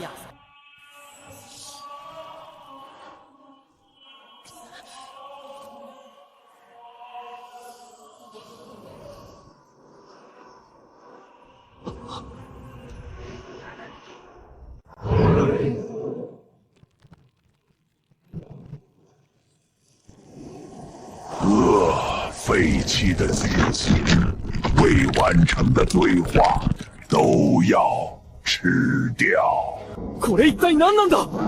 私の探知魔法が示しているのは、採用されなかった牛実エネルギーと作者の書きビステ元号が構成する実体。物理的魔法的対境も極めて高い。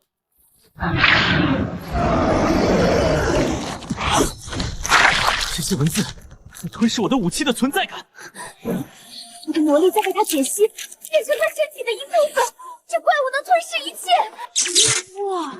寄生生物乱入，这虫子设定好酷，能咬啊！骑士和法师带着法师的人快联手啊！打起来，打起来！打起来！观众反馈热烈，但这样下去，两人都可能被虫子吞噬，导致擂台赛提前以双败收场。亚瑟、莉莉丝，你们的选择是？骑士，临时停战，先解决这个害虫。我的魔法可以暂时固化它的结构，但需要近战单位制造致命一击。同意，告诉我时机。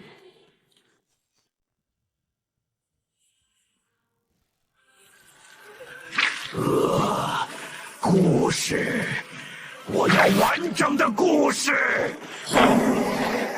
太快了！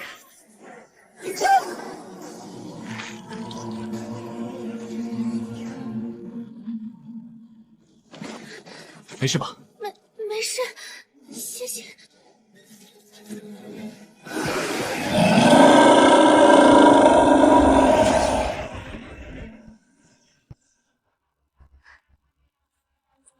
哦呀，英雄救美，经典桥段。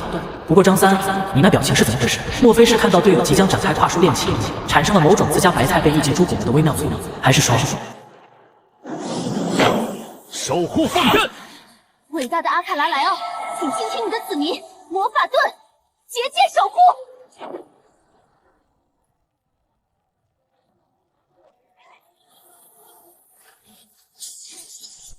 骑士，它的核心在逆鳞位置，它在外部有护甲保护，我需要时间解析。需要多久？15秒，但它不会给我们。来不及了，躲开！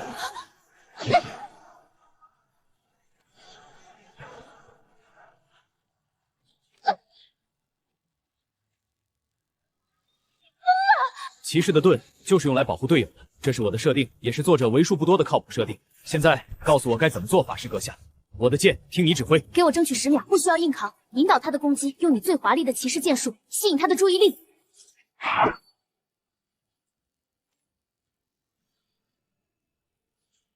骑士，乐意效劳。你还打算继续这样下去吗？暂且就把你当龙了。我是屠龙骑士亚瑟。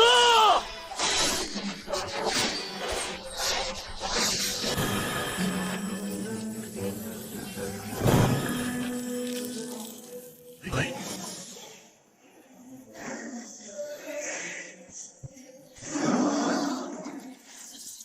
到此为止了吗？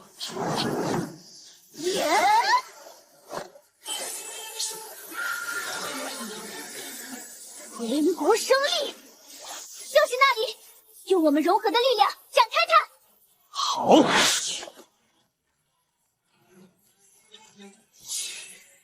和气气，加！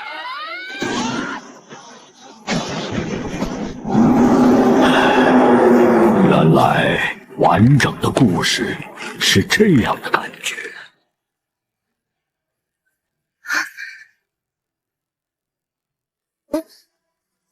可以松开了，骑士先生。失礼了，感谢你的信任，莉莉丝阁下。彼此。欧悠悠手也牵了，名字也叫了，和基基也放了，这 CP 感都快溢出来了，观众满意度爆表 ，CP 支持率瞬间登顶。那么问题来了，张三，你搁这儿咬牙切齿啥呢？是担心队友谈恋爱影响团队战斗力，还是说看到憨直可靠的骑士兄弟忽然开了桃花，心里有点不是滋味？闭嘴！只是觉得现在不是谈这个的时候，强敌环无，他们能不能专注点？根据微表情和心率监测数据，张三，你的焦虑指数在亚瑟和莉莉丝接手时上升了300%。看来读者共创的影响还没有完全消失，需要我帮你分析一下这种情绪的深层原因吗？比如潜在的占有欲，或者连你朕觉得挺好。绝境之中诞生的情谊往往最为牢固，况且他们的羁绊似乎已经被读者共创的力量标记了。这都什么跟什么？这该死的读者共创，还我清纯人设！我们的下一个对手来了，而且恐怕需要老夫亲自走一趟了。对手之一是修剑派弃徒林无尘，而另一个匹配到了一台破顶者70M 巨型机甲，这怎么打？林无尘交给老夫，但前辈，你认识那个剑修？林无尘曾是老夫100年前一故人之徒，天纵奇才，却因执念入魔，被逐出师门。没想到竟流落至其他宇宙。他有问题。他执念太深，剑走偏锋，恐已堕入以杀正道的邪路。而与他搭档的巨型机甲恐非善良。机甲信号匹配完成，破城者70M，高75米，重量2000吨，主要武器是相位碎裂炮和攻城钻头。这玩意儿在我们世界开一炮，规则崩坏度至少上涨10%。不能让那机甲全力发挥，必须有人制衡。前辈，如果给您一台机甲，您能对抗它吗？机甲？老夫对钢铁造物不是。胡闹！成何体统？体统不重要，能赢就行。前辈，为了我们的世界，就拜托你了。亚瑟、莉莉丝、林无尘交给你们。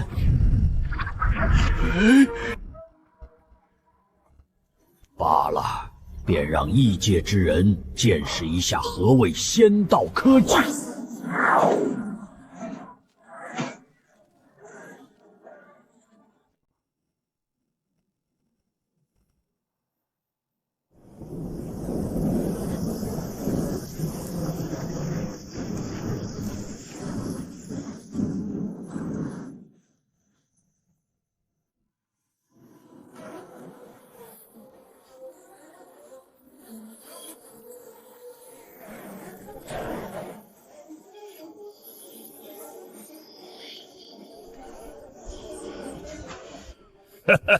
这才像话！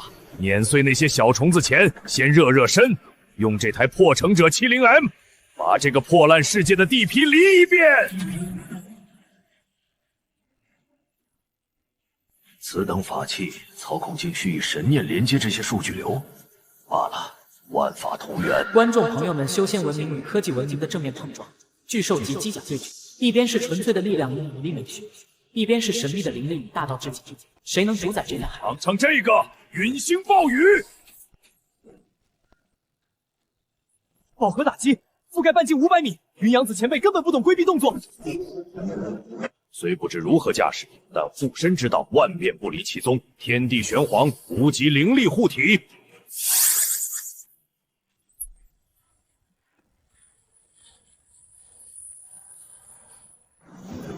能量互转，这么高的输出功率，此物竟能响应神念，妙哉！那便试试御剑之法，离火为引，碎风送行，离火剑破军，破城者70M 碎。尝尝这个高热脉冲骑射。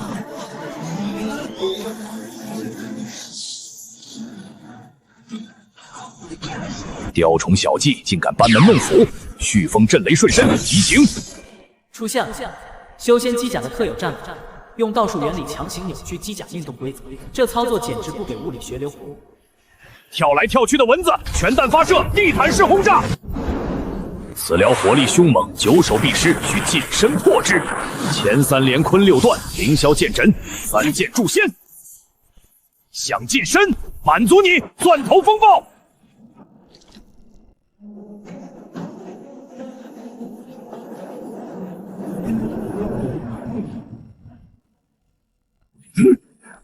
老头，你的机甲力量不如我，硬拼你输定了。力量，老夫修仙之前修的是道，而非力。道生一，一生二，借力打力。什么鬼东西？还未完，剑归无极爆！反击，精彩绝伦的反击。云阳子以修仙智慧驾驭机甲，用4两拨千斤之法重创破城者70M。但请注意，破城者70M 的生命信号没有减弱，反而在飙升。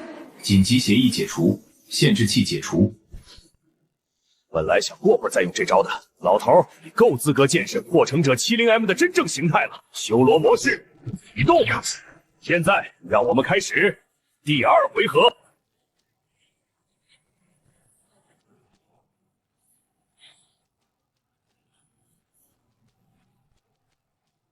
看来老夫也得拿出点真本事了。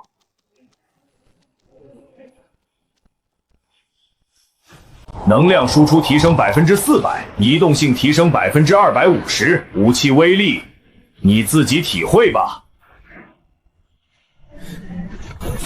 第1刀断海，声东击西。破城者70M想用地图炮破坏整个战场，连带干扰另一处对决。不对，四象封天翼阵。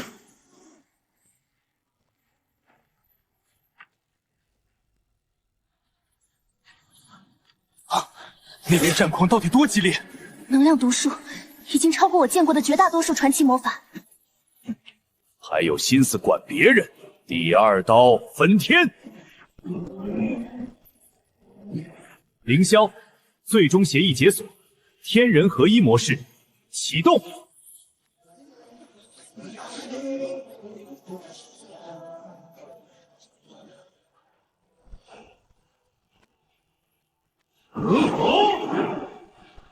给我碎！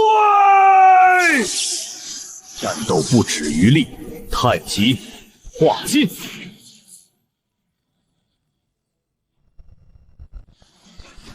凌霄奥义，剑心通明。老头，你太天真了！修罗模式最终阶段，自毁协议启动。自爆！能量毒数突破上限，他要拉整个战场陪葬。必须阻止他，但我灵力已经枯竭。云阳子前辈，我是林薇。根据李毅的实时数据分析，破城者 70M 的黑洞炸弹需要12秒完全成型。它的能量核心外层有相位偏移护盾，物理和能量攻击都会被90%，但护盾有个缺陷，它对非攻击性、纯粹结构性介入无效。何意？用您的灵力，不是去攻击核心，而是去编织，在核心周围瞬间构筑一个微型封闭阵法，从结构上隔绝它对外部空间的引力抽取，让习仙无法形成。原来如此，以阵封阵，可行。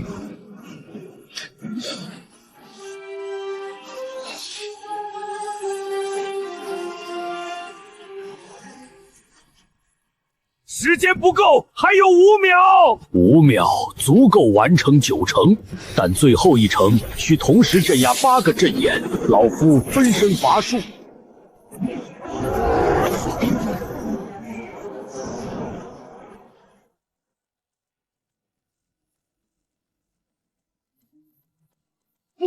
不可能！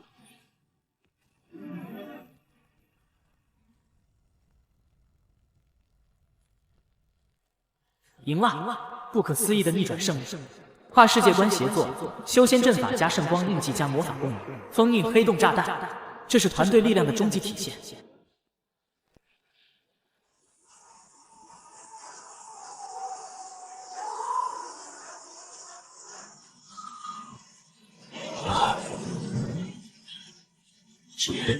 结束了。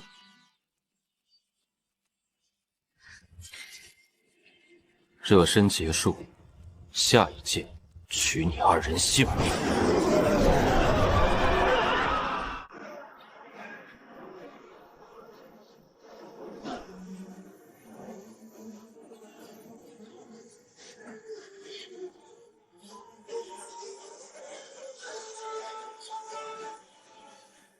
换牵绊。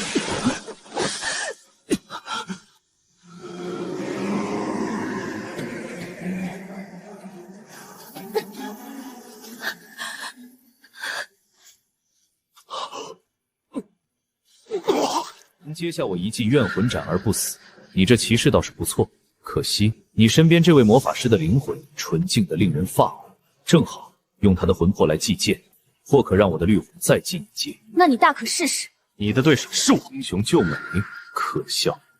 在以杀正道的剑面前，情感是最脆弱的枷锁，而我将亲手斩断它。概念炸！林无尘的剑法已经触及因果边缘。他在直接攻击2人之间的羁绊，这样下去，不用铸剑，他们就会被原地冷结。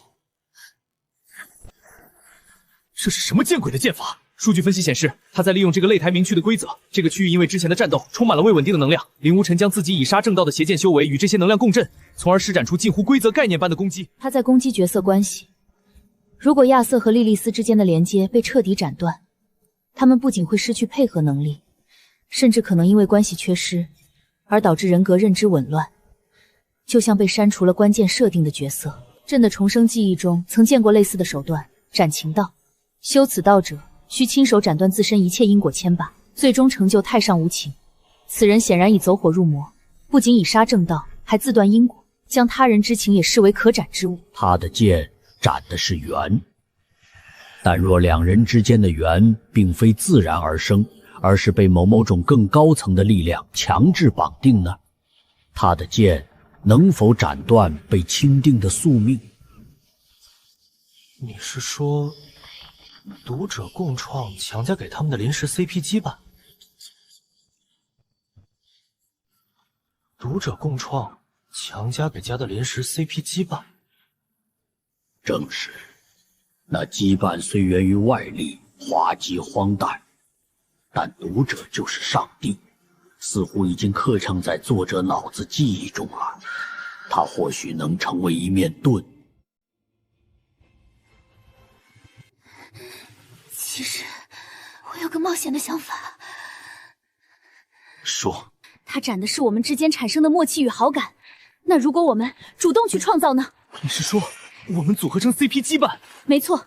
既然如此，姑且一试，就把它用到极致，用这荒诞的羁绊去对抗它冰冷的斩源。听你的！两人同时将意识沉入手环，主动激活了临时 CP 羁绊。可恶！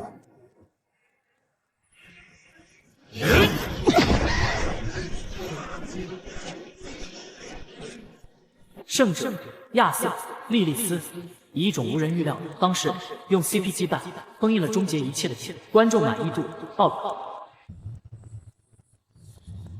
歪门邪道，助我乐意，若凭奥义，万人皆斩！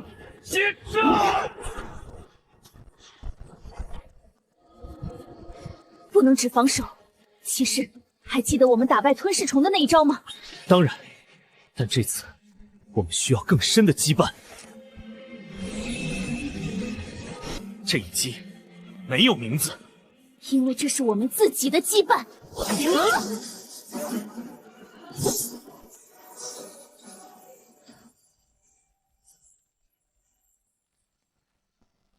不能，我的刀怎么会输给这种儿戏般的东西？因为你的剑只会斩断，而我们的力量是在创造。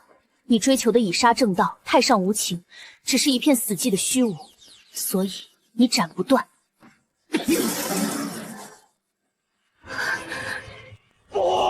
不要！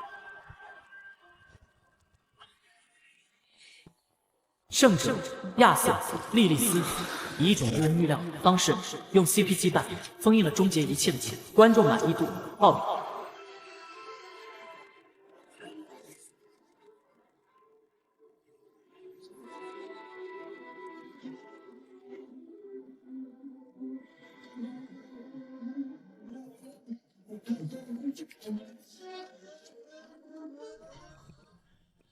哈哈哈！亚瑟跟莉莉丝的 CP 确认，导致我跟亚瑟的 CP 绑定已经解除了。去你的麦豆腐！我终于不是变态了。你们开心是不错，但是林无尘只是被封印而已。而且，你们听，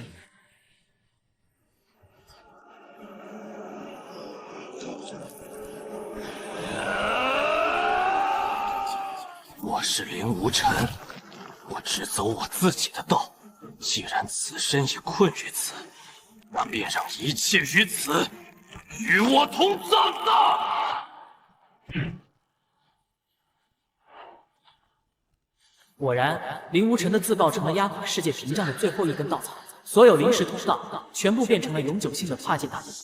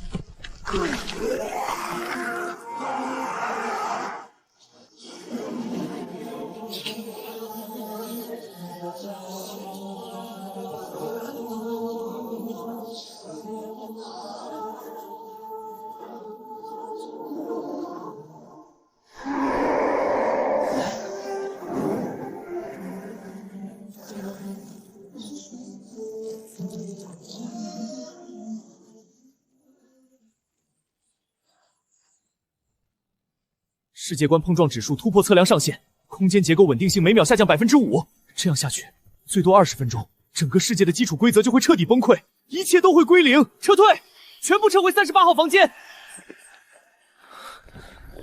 那就是这本书的原主角，杀了他，这本书的主角位就空出来了。圣光庇护，全展开！数量太多了，而且攻击体系完全不同，我的防护魔法无法全面适配。必须先脱离包围。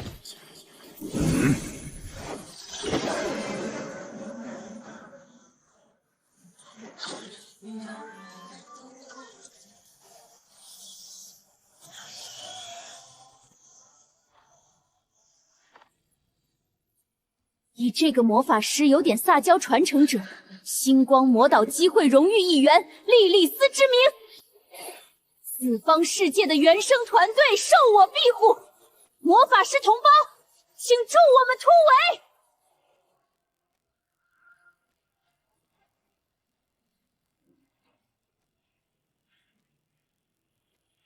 莉莉丝议员的盟友暂列为中立单位，魔法师军团优先清理其他入侵势力。这样不行，必须去源头找到作者，让他终止这一切。作者房间在现实世界，我们怎么去？38号房间深处，跟上次一样，那里有最初连接作者意识的原始能量。虽然现在可能被混乱能量堵塞，但那是唯一的。感应到38号传送位置了吗？那边有一条相对薄弱的攻击缝隙，是妖兽在和超级英雄在互殴，暂时顾不上我们，就往那边冲！所有人跟上！李毅，远程指引路线，规划最短路径。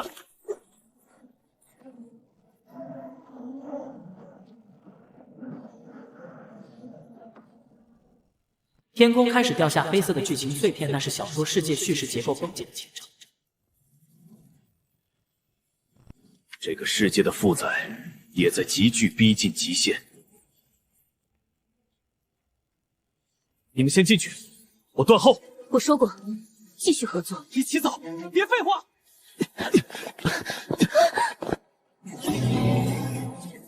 没时间犹豫了，冲进去，无论对面是什么。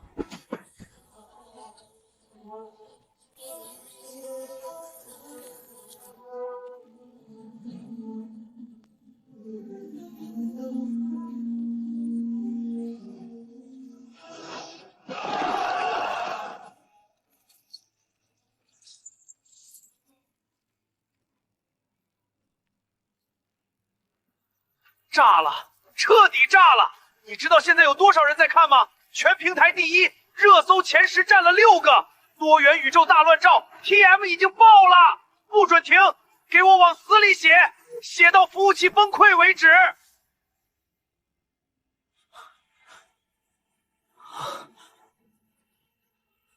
停下来！在你亲手创造的世界被彻底毁灭之前，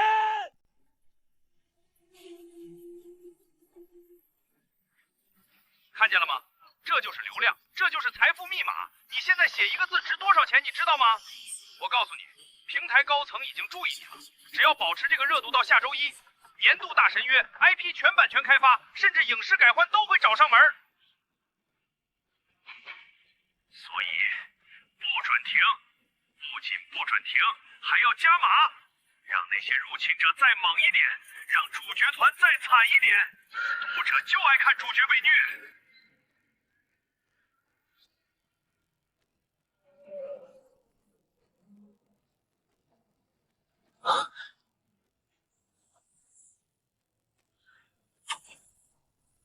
骑士守则，保护队友，结界保护。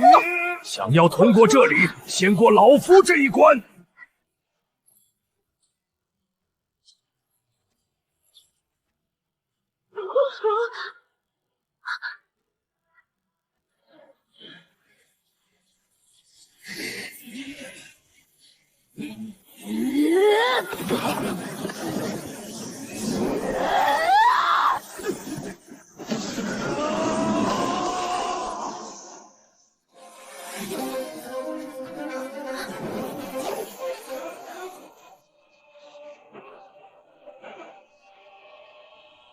你听到了吗？这个世界在哀嚎，你创造的角色在为你赴死，就为了那些数据，就为了那些钱。现在还有机会可以改变。在张三众人激烈反击下，与此同时，作者也在做一个非常艰难的决定。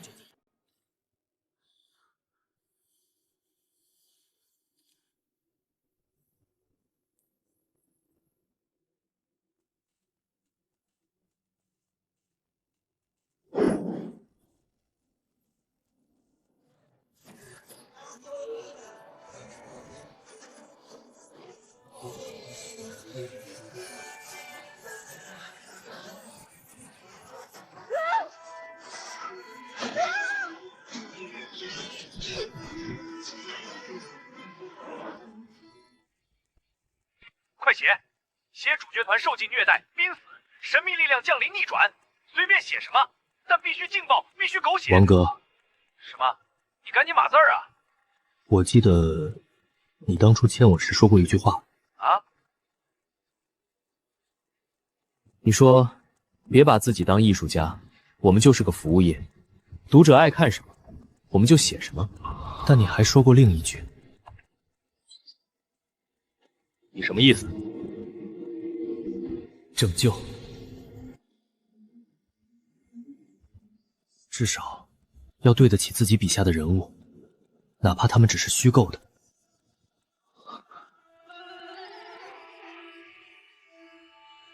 做你该做的事，作者。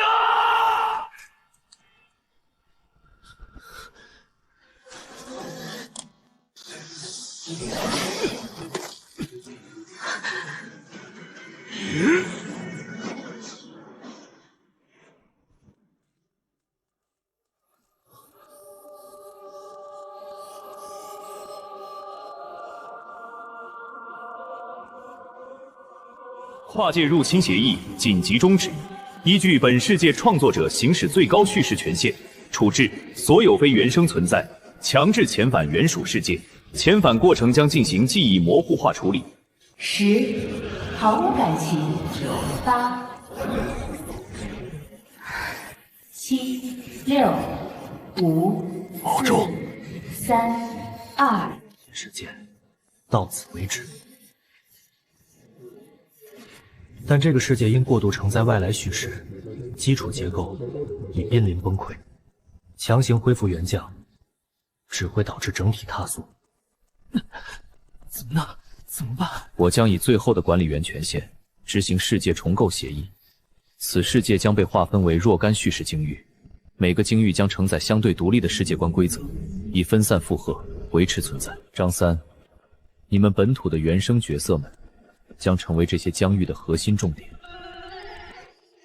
而万界入侵者虽被遣返，但他们的存在，我已经把他们变成印记，留在这个世界。届时，这将不再是一个故事，而是一个战场，一个由无数故事碎片拼凑而成的无限战场。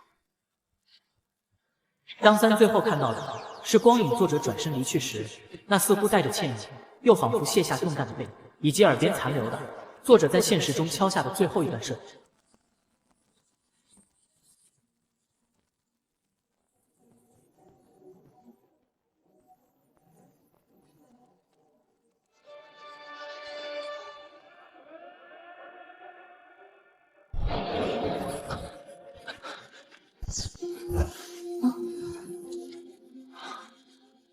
看来传送成功了，各位的伤都好了吗？能量还没恢复。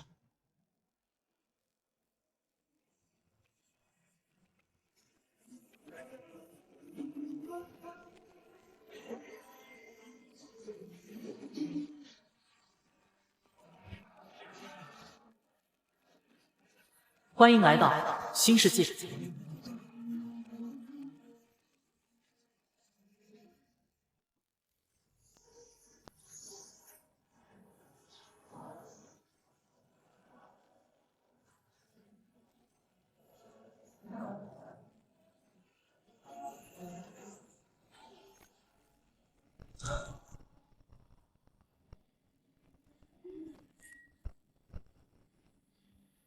原生之焰，就我们11个人要在这鬼地方活下去。世界重构后，规则变了。每个境域有自己的叙事法，跨丁域行动会被削弱。我们必须先占领一个根据地。全域公告：首次主角之光争夺战将于48小时后开启，地点：中央平原叙事神塔。胜利条件：夺取神塔顶层的初始故事核心。奖励：所属势力全员获得初始故事核心，可掌握本世界的故事核心。新世界的日常任务来了，不过以你们现在的状态去抢那玩意儿跟送死没区别。那就先变强。这个世界有微弱的魔力流动，可以缓慢恢复，但需要稳定的环境进行影响。灵气分布不均，东边300里处有灵力汇聚点，疑似小型灵脉。有杀气！这荒原上可不止我们，暗处窥探的眼睛不少3双。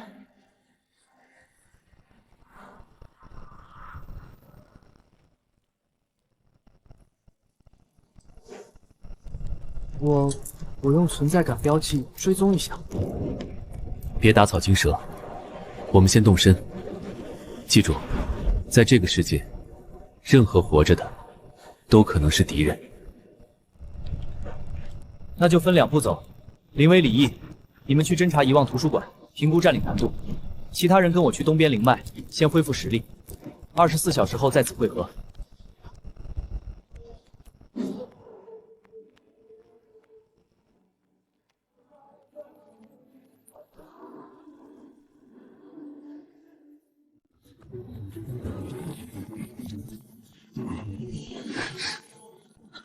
就是这里了，他们就在前面。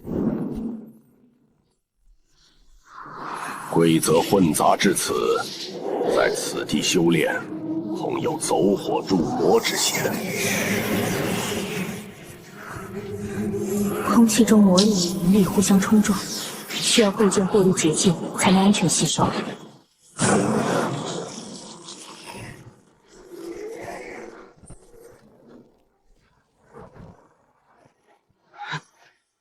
阴魂不散！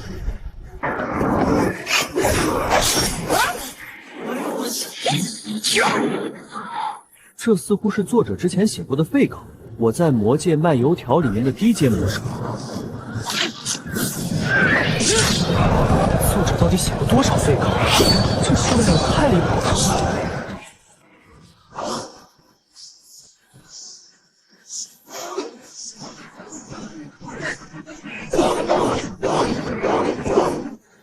他们的目标似乎是小莫，他身上的言出法随残留波动对他们有吸引力。我不是故意的！1代米要扛几楼，1代米要扛2楼。你们的故事已被读者遗忘，消失吧！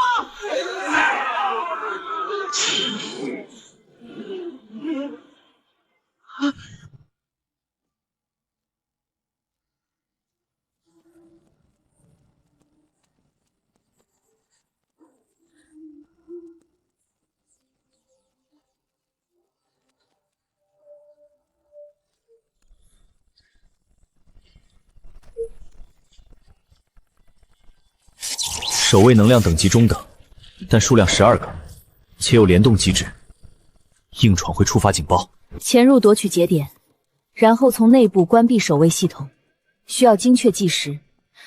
李毅，你能远程干扰他们的感应频率吗？可以制造15秒的盲区，但之后他们会启动更高阶的扫描模式。足够了，我们只有一次机会。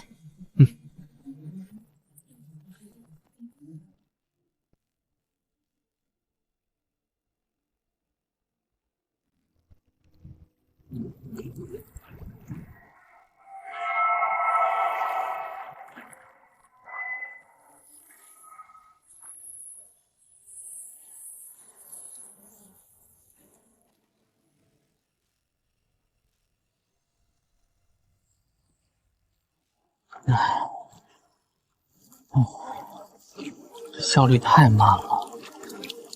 48小时后怎么去打争夺山？骑士守诀，骑士从不畏惧强敌，但亦不轻视准备。我们需要装备，需要情报。朕重生99次，深知一点，在新环境，原始积累最快的方式是掠夺。可是，掠夺别人会不会变成我们曾经讨厌的样子？苏黎说的对，但小莫也没错。我们只拿该拿的，比如去拜访一下那些在暗处窥探我们的家伙。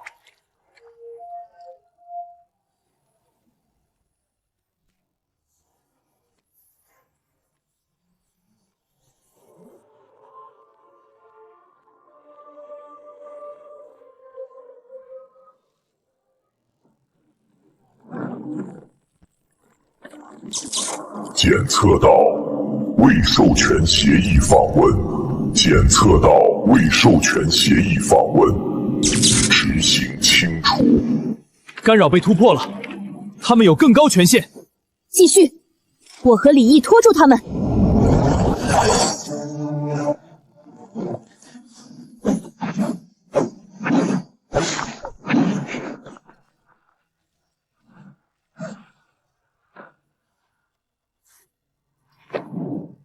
入侵者应被抹杀。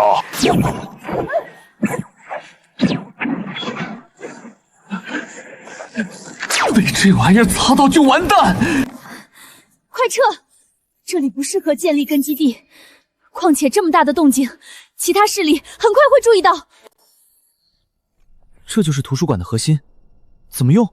它可以小范围修改局部叙事规则，比如让我们在这个核心的范围内，就会获得主场优势的淋浴之力，但需要充能，目前能量只剩15%。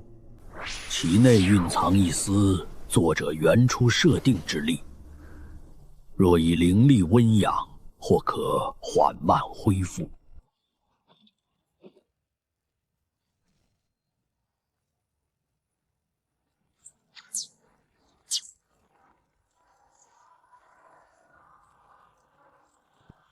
汝等乃圣殿之光麾下，你们作为本土主角，理应归圣殿管辖。废土之上，力量为尊，弱者就该乖乖臣服我们脚下。阻碍者杀。3支势力，3种风格，都是其他疆域的探路者。打赢了，你们原生之焰的名号就能传开；打输了，万事皆休。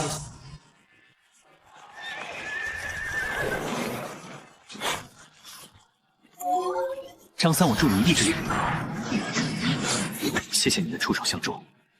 看来新世界的第一课是怀璧有罪。哼，就凭他们还想打败我们，真是自不量力，小瞧了我们的团队配合。老夫奉劝各位，少造杀孽。骑士守则，守护同伴。魔法师从不退缩。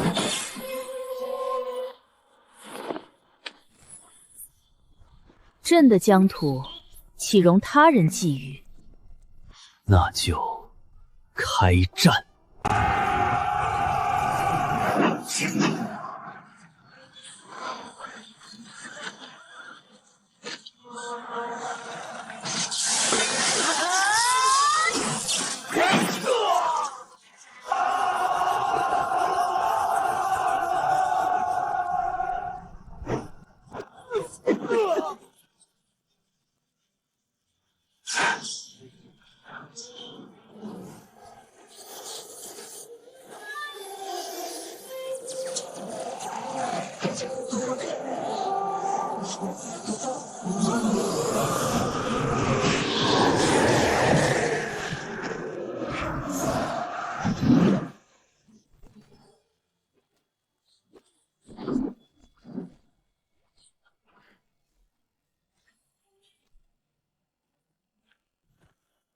一群难啃的骨头，尝尝这个等离子爆裂炮全功率。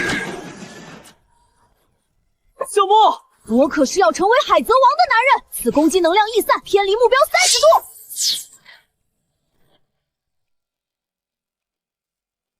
言出法随，全力发动！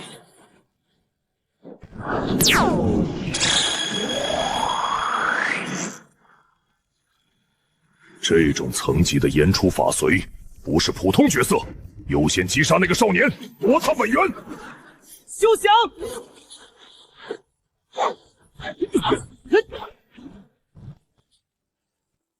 绝境之中，团队羁绊倒是越发坚固，但敌人可不准。情报严重低估，全员听令，保留实力，断后撤离。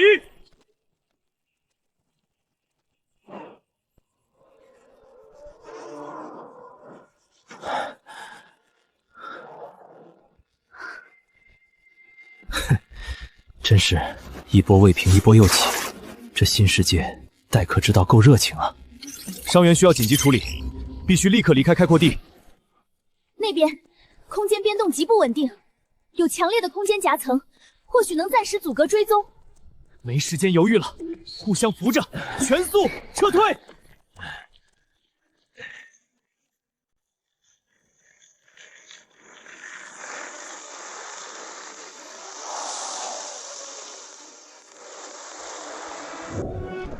空间稳定性极低，但正因如此，外部探测难以进入，暂时安全。但这里规则混乱，长期滞留可能导致认知错乱，必须尽快找到稳定点。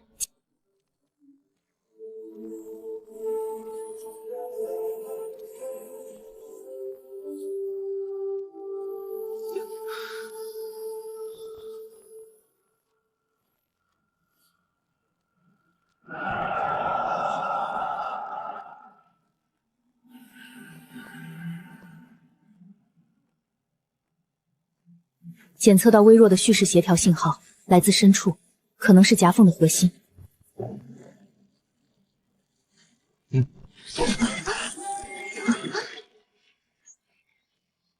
啊！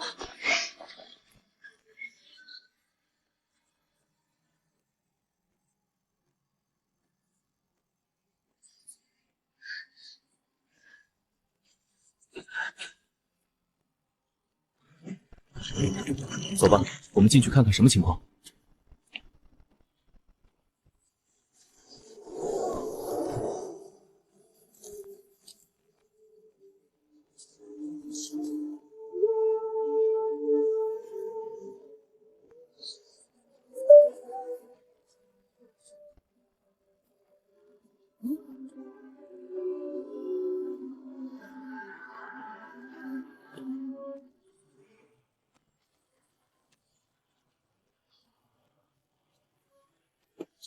这都是作者那家伙的创作回忆，准确说是这本书诞生以来所有被废弃、被修改、被遗忘的可能性。夹缝区域本就是小说世界的垃圾回收站兼缓出区。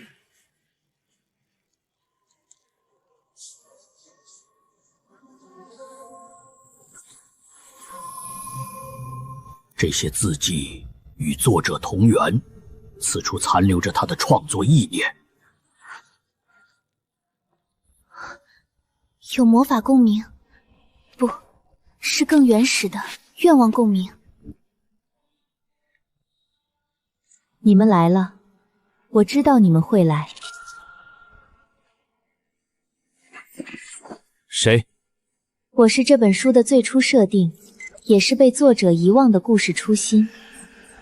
平台清洗程序已启动，你们的时间不多了。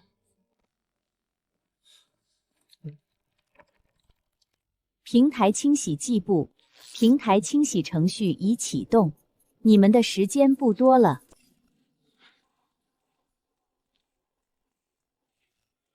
平台清洗程序具体是什么？由于小说已经完全脱离开始的大纲设定，再加上小说的持续爆火，有人举报本书的数据和小说的逻辑和合理性，上面高层也注意到这点了，所以小说的查封系统已经自动开启了。伤文兽会吞噬存在，封杀使者会格式化数据，他们已进入叙事层外围，正依据小说违规条例准备逐层查封。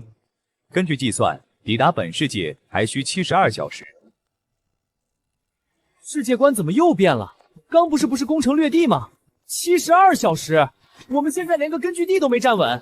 多元宇宙的万界入侵导致世界了被杀死，强制修改世界因素。但是你们是真实存在的。只要是读者认可的核心剧情，可以作为防御基点，抵抗系统查杀人物核心剧情。否则，在查数冲击下，你们会如沙堡般瓦解。也就是说，你们的存在会消失得一干二净。不会存在于任何知识层面。问题是，不可控因素可不是我们所引导的，市场导向和编辑也有责任。没用的，朕重生99次，见过系统查封，到了这一步，他们完全已经推脱得一干二净了，而且尝到规则抗漏洞。漏洞存在于创作本身，平台系统理性冷酷，但创作一仗动人，这些都是系统无法计算的东西。理论可行，但需要具体方案。我们如何获取到足以跟查杀系统对抗的武器？去参与主角之光争夺战，胜利获得的初始故事核心可作为故事的基础，实现驱逐查刷系统。但更重要的是，读者的情感投射是对抗平台查封最坚韧的屏障。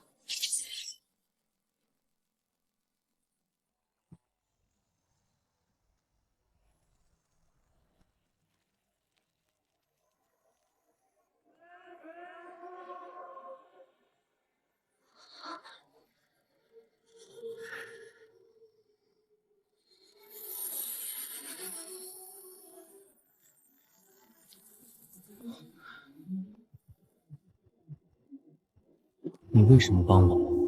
因为我就是初始故事核心，我希望这个故事能有始有终。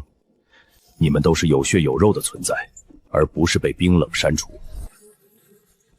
去吧，时间不多了。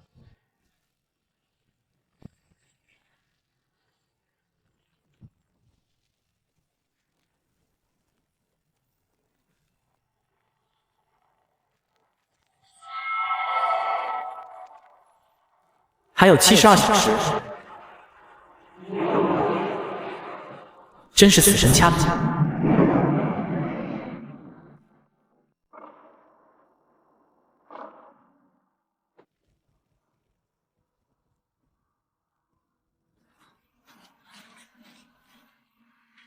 这个世界好像在哭泣。此路不通，因为所以。虽然，但是，是平台清洗程序的前哨扰动催生的怪物，他们在无意识执行纠错功能，但方式是把一切不合理存在直接抹除。而我们就是这个世界最不合理的存在。这怎么打？看上去感觉自己在做名句修改题。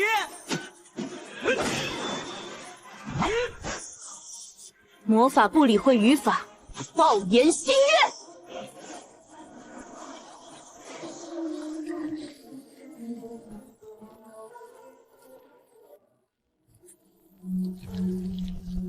物理和魔法效果都有限。朕第87次重生时遇到过类似之物，他们畏惧纯粹的情绪表达，那是逻辑的盲区。情绪，小莫，喊点真心话。用言出法随，放大你的情绪。我想被大家记住，我不想再被遗忘，我想存在这个故事世界里。你们这些错别字的怪物最讨厌了，消失吧！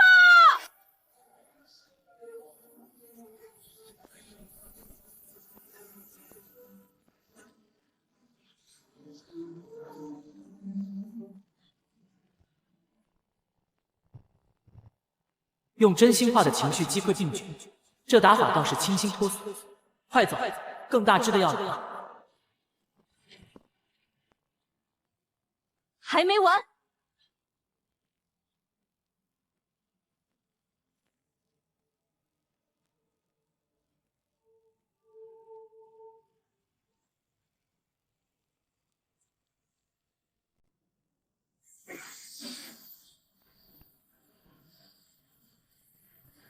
那就是说，在塔里才能动手，塔外是安全区。不过你们看那边，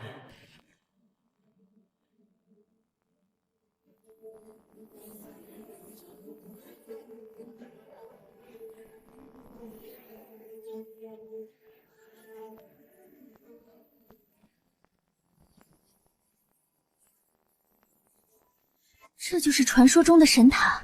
至少15个不同疆域的代表。实力评级都在 S 级以上，我们大概是垫底的。这么多人，这就是主角之光争夺战的赛场。看起来我们的对手还不少。依据多元叙事管理暂行条例，本次主角之光争夺战为合法剧情活动，禁止使用超规格外挂，禁止恶意篡改基础规则，禁止攻击监察员，违规者就地刑事化。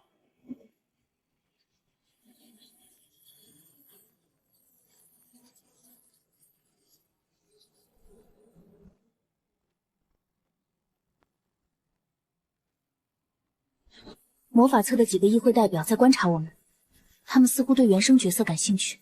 修真联盟的人也注意到了老夫，有敌意，也有好奇。主角之光争夺战第一阶段，攀登叙事之塔，塔内每层有剧情挑战，通过可获得叙事碎片，收集足够碎片方可进入顶层。开始。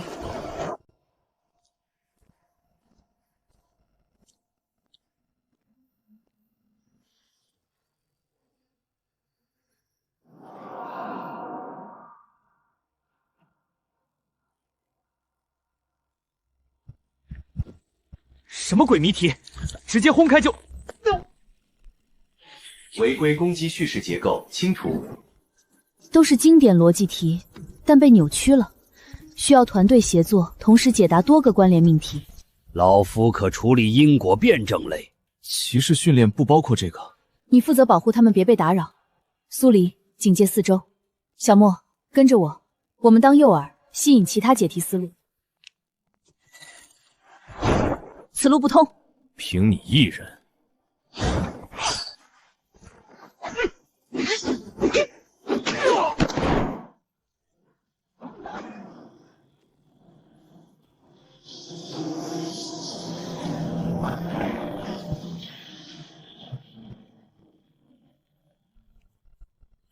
原生之焰获得叙事碎片 Chuck3，奖励张三获得回归权利。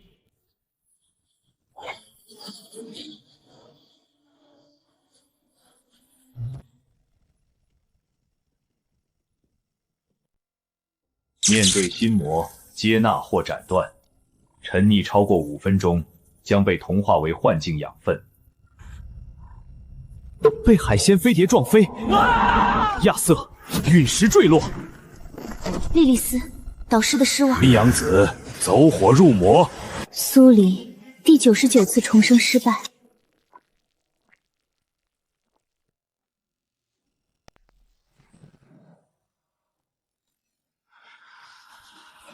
情感关卡，对你们这些伤痕累累的家伙可是致命考验。既然死都死过了，还怕心魔？作者，你不写死我几次都不会爽是吧？偏要活出个样子给你和读者看看。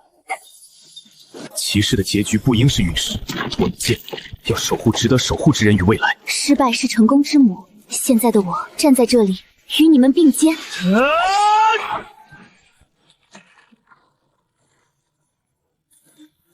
道心蒙尘，拂去即可。功法不全，科学来凑。科学修仙，才是修仙界的未来。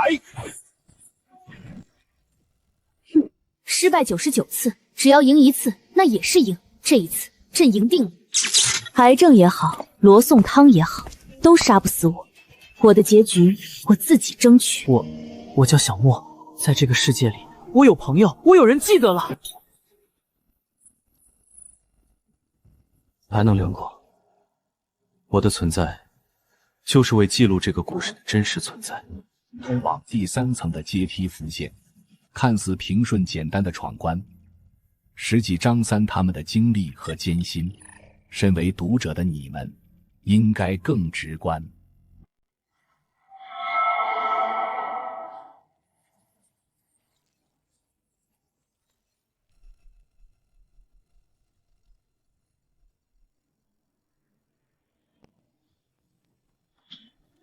我平时表情这么欠揍吗？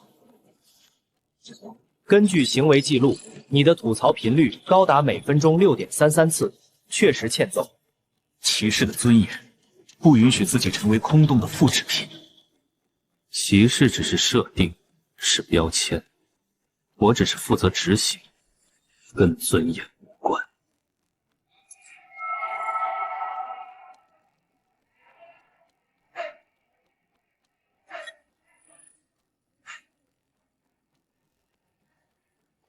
也就是说，要打破我们的完美人设，创造意外性，合理。李毅分析镜像行为模式的完美人设。嗨，你内裤穿正了！根据穿散的记录，作者已经更正数据，但张三一直都是内裤穿反。逻辑校验中，现在突破常规。没想到一开始只是给你胡乱附加的戏剧效果而已，没想到你竟然能利用这个漏洞去反驳完美人设的镜像张三。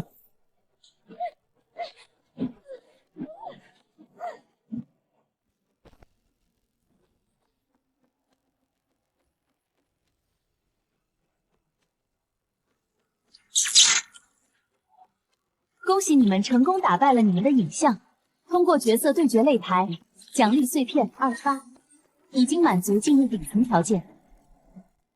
最终阶段，自由争夺，禁止致命攻击，违者驱逐。各大势力使出浑身解数去争夺故事核心。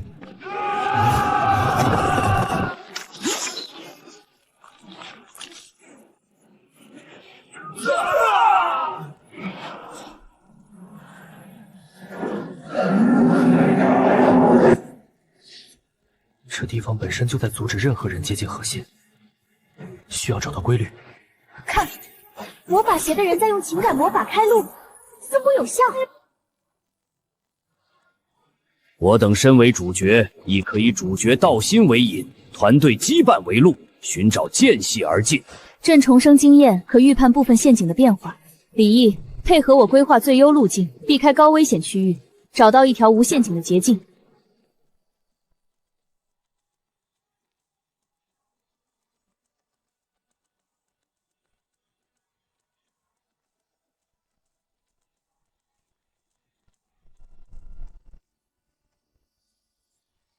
上次你运气好，来自受死吧，卑鄙！战争何来卑鄙？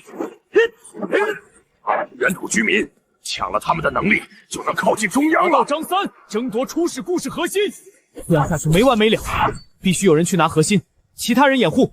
路径计算完成，东北方第3条回廊有37秒稳定窗口，直通核心下方平台，但只能容1人通过。看来主角该干点主角的事了。前辈，请助我一臂之力。老夫来也！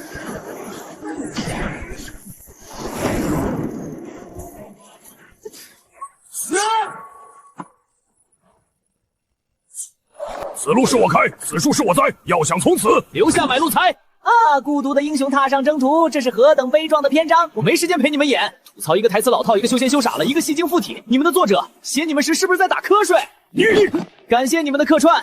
最后挑战，证明你有承载故事核心的资格。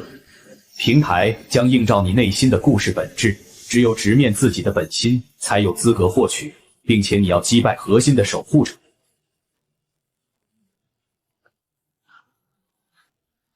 来呀！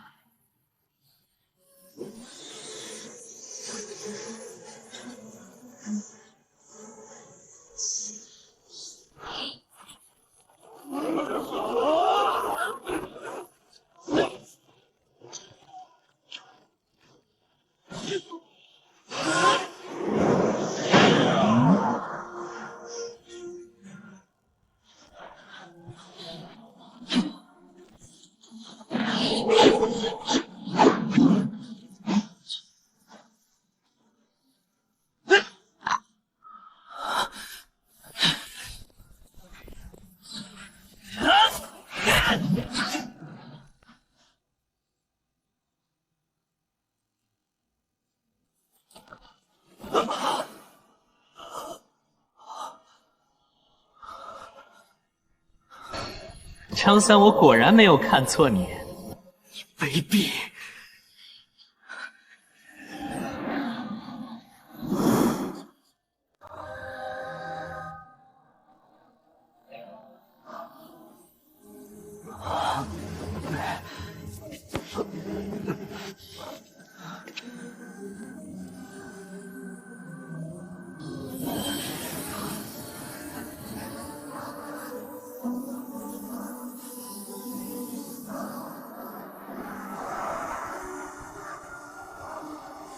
张三，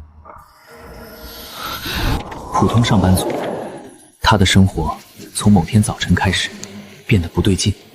牙膏会说话，拖鞋会说话，微波炉会罢工，而这一切的开端是一个作者。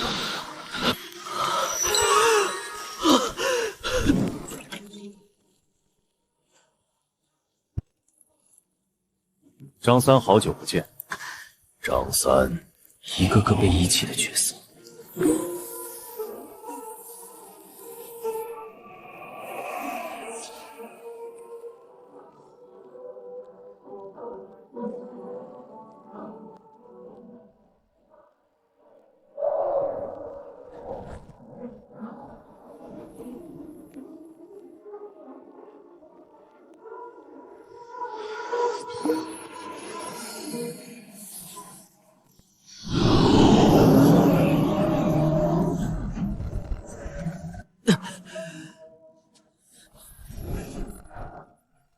张三，你本来只是第3章就要死的龙炮，现在你却站在这里，想要拯救所有人，为什么？我从来没有想过要做救世主。一开始我只是不满足于我的人生被海鲜飞敌撞飞，从而终结。我要主宰自己的人生。我承认我一开始是忽悠他们，让他们帮我实现修改结局的命运。毕竟，谁会跟一群被废弃的角色和设定做朋友呀？但是我错了。随着你笔下荒诞的剧情发展，我发现我不再是那个你随便写的张三了。我是和他们一起哭过、笑过、拼过命的张三。我们的故事，哪怕再荒诞，对我们来说也是真的。我们的羁绊，比任何故事都要精彩。是啊，你们比我写的更像活着。资格认证通过，开始核心绑定。警告！平台清洗程序提前启动。封杀使者山文兽已突破外围叙事防护层，预计抵达本层叙事空间时间10分钟。外围区域已封杀完毕，继续封杀故事核心区域。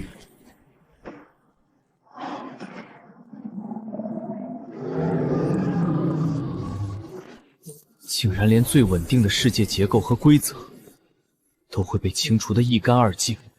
只要被山纹兽碰到，我们的存在就会被删除得一干二净，就如同从未出现在这个世界一样。外敌当前，各方暂罢争斗，先求生存。也罢，此皆非一人一派可度。我去，平台连自己人都删，那就一起干他！核心能做什么？快说！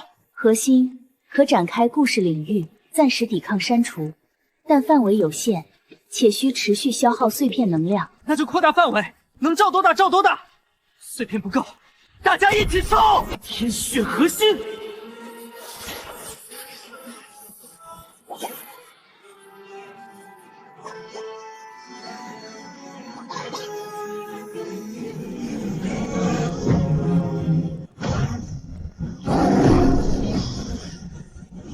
这罩子撑不了多久，想活命的一起想办法。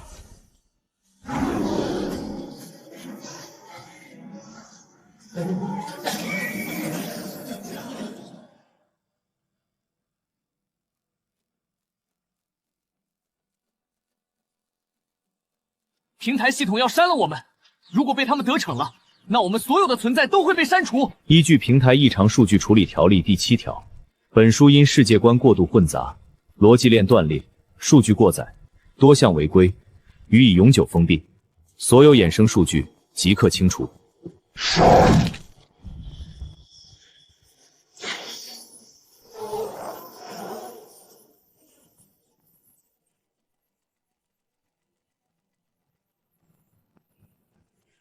老友们，此非一人一派之劫，乃世界崩塌之共劫。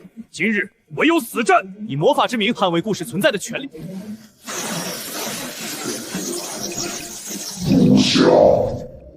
违规攻击执行者，标记优先清除。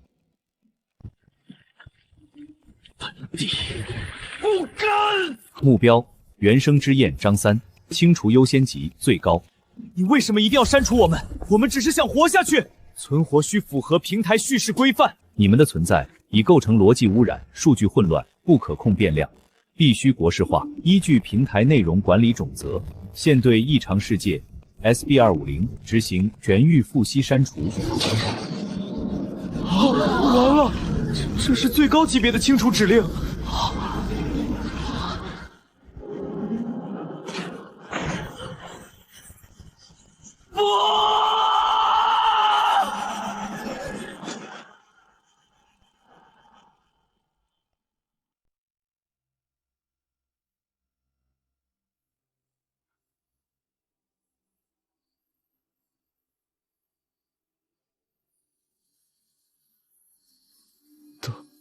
没有。起始规则，无怨无悔。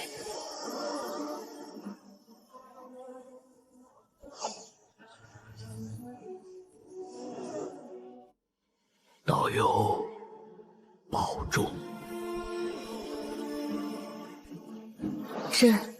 这次真的赢了，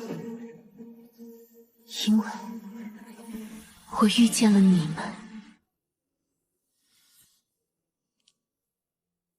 张三，活下去。张三哥，谢谢你记得我。记录终止，但故事真实存在过。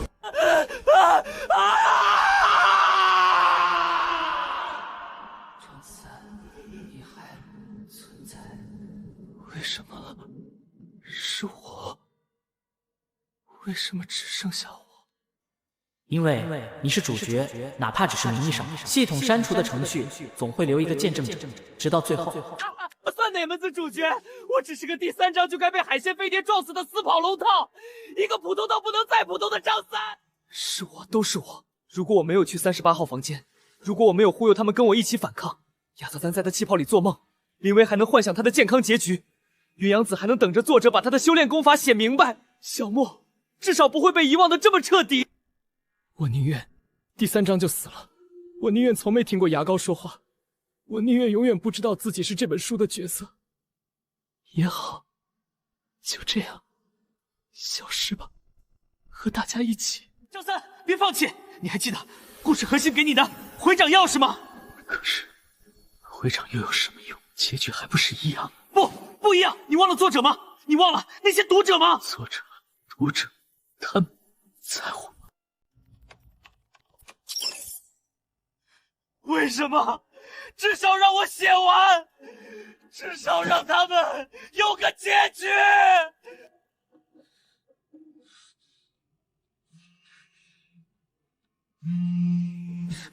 上面已经决定了，数据异常太严重，必须立刻封禁。现在连我都看不到后台了。王哥，求你了，跟上面说说，哪怕再多给我1章，不1句话的时间，让我跟他们道个别，让他们不是被删除，而是堂堂正正的完结。你知道为什么平台要封吗？不是因为数据异常，是因为你这本书太真实了。什么？其他书角色就是角色，剧情就是剧情，你这本读者真的相信张三、亚瑟、莉莉丝他们活着，所以就因为他们太真实，就该死。对我而言，已经不是虚构的了。王哥，我可以不解封，我只求给我一个机会，写一段完结感言，而是以一个创造者的身份为他们送行。我试试，只能是一段话，发出去后，这本书就会彻底锁死，连评论区都会关闭。够了，谢谢你，王哥。电话挂断，作者坐回电脑前，看着灰色的屏幕，双手放在键盘上。几分钟后，权限短暂恢复，一个仅能输入500字的对话框弹出。张三、亚瑟，大家，这是我最后能为你们做的事了。很抱歉，故事只剩这笔下人，但他们活了，谢谢你们曾陪伴过他们。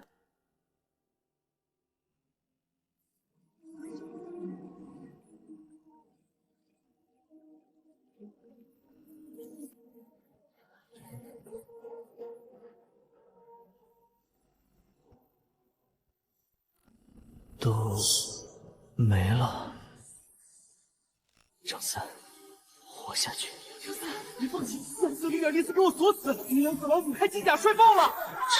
读者的声音吗？是认同，是共鸣，是读者和作者希望你们存在的愿力。张三，用回档钥匙，现在！这一次，我不会再让任何人消失。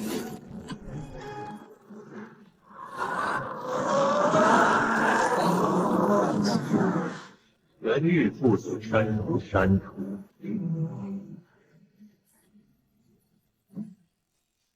回档行为，违规行为追加。我有个提议，最后一场对决，我们和你们，但规则由我们来定。拒绝，违规世界无谈判资格。如果我们能证明我们的存和叙事架构能创造超越规范的意义，你们平台最终目的不是删除的秩序，而是重新治理。张三，你对不起，刚才我看到大家死了一次，但我看到了。我们不是孤独的，现实世界有人为我们哭，为我们笑，为我们战斗，他们记得我们，所以你才回档。这一次我会正面面对他们，但不是我一个人。这是最后一场战斗，赢了我们活，输了我们一起消失。但至少这次是我们自己选择的结局。老夫修仙300年，从未如此痛快赴死过，算我一个。这一次已经赢了，风险极大，但回报是存在本身，值得投资。张三哥，我跟你一起。记录重启，这一次我要带着美好结局回到现实世界。小友，此番气魄，老夫佩服。修仙联盟愿共赴终局。魔法协会复议，算我们一个。妈的，干就干，死了也得咬他们一口。你听到了，这就是我们的答案值。可展示你们的价值链，规则若无法撼动删除决议，认可你们存在的必要性，正合我意。首先陈述，你们因何必须被删除？综上所述，你们的存在对平台叙事生态构成威胁，拆除是唯一合理处置。你说的对，我们逻辑混乱，数据冗余，不受控制，还老钻空子。但这就是创作，创作从来都不是完美，它会卡文，会写崩，会有人误会，会有读者骂街。但正是这些不安的创始人更加合理。他一个骑士本该屠龙，却爱上了魔法师，这符合逻辑吗？不符。但读者爱看。骑士专没写不能谈恋爱。魔法协会也没规定不能喜欢骑士。被放逐的肤色，被血崩的设定，被遗忘的名字，我们本来早该消失了，但我们聚在了，这是羁绊。这不是逻辑污染，这是真实性，这不是可控变量，这是对生存的意志。情感论述无法抵消违规事实。错。是因为真实，读者在我们身上看到了自己。平台要秩序，要规范，要可控，我理解。但故事的生命力从来不在，而在意外里。我们可以接受监管，可以遵守基础规则。你的论述情感层面超出计算，但系统决议仍需客观判定。最后一项测试，若你们的存在真有价值，那么此刻读者的认同度应当能跨越维度，局限于此。若能在3分钟内让认同度突破90%，则视为存在意义获证。系统将重新评估封禁决议。3分钟倒计时开始。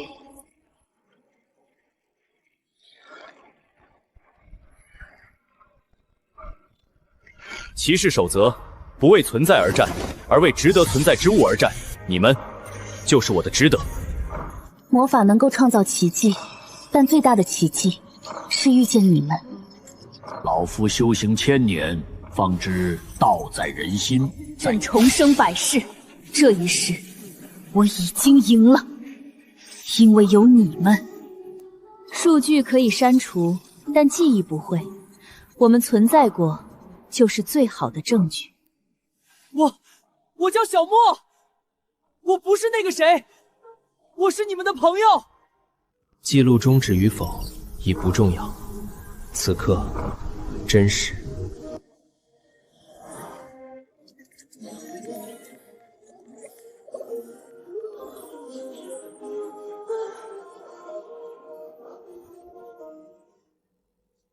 我们这个故事漏洞百出，荒诞不清，作者瞎写，编辑瞎搞，角色瞎闹。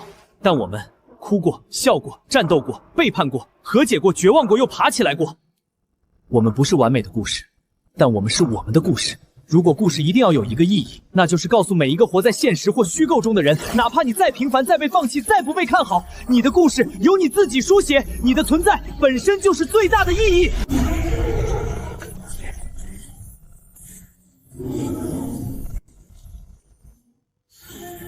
认同度超规格，这场同度超规格，系统重新评估中。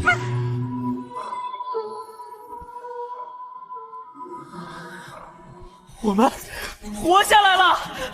放我下来，笨蛋骑士！天道亦有情在。这次真的赢了。不傻，书回来了，数据爆了。高层说你这本书体现了叙事艺术的多元可能性，要给你颁个年最具感染力作品奖。别谢我，谢你的角色们。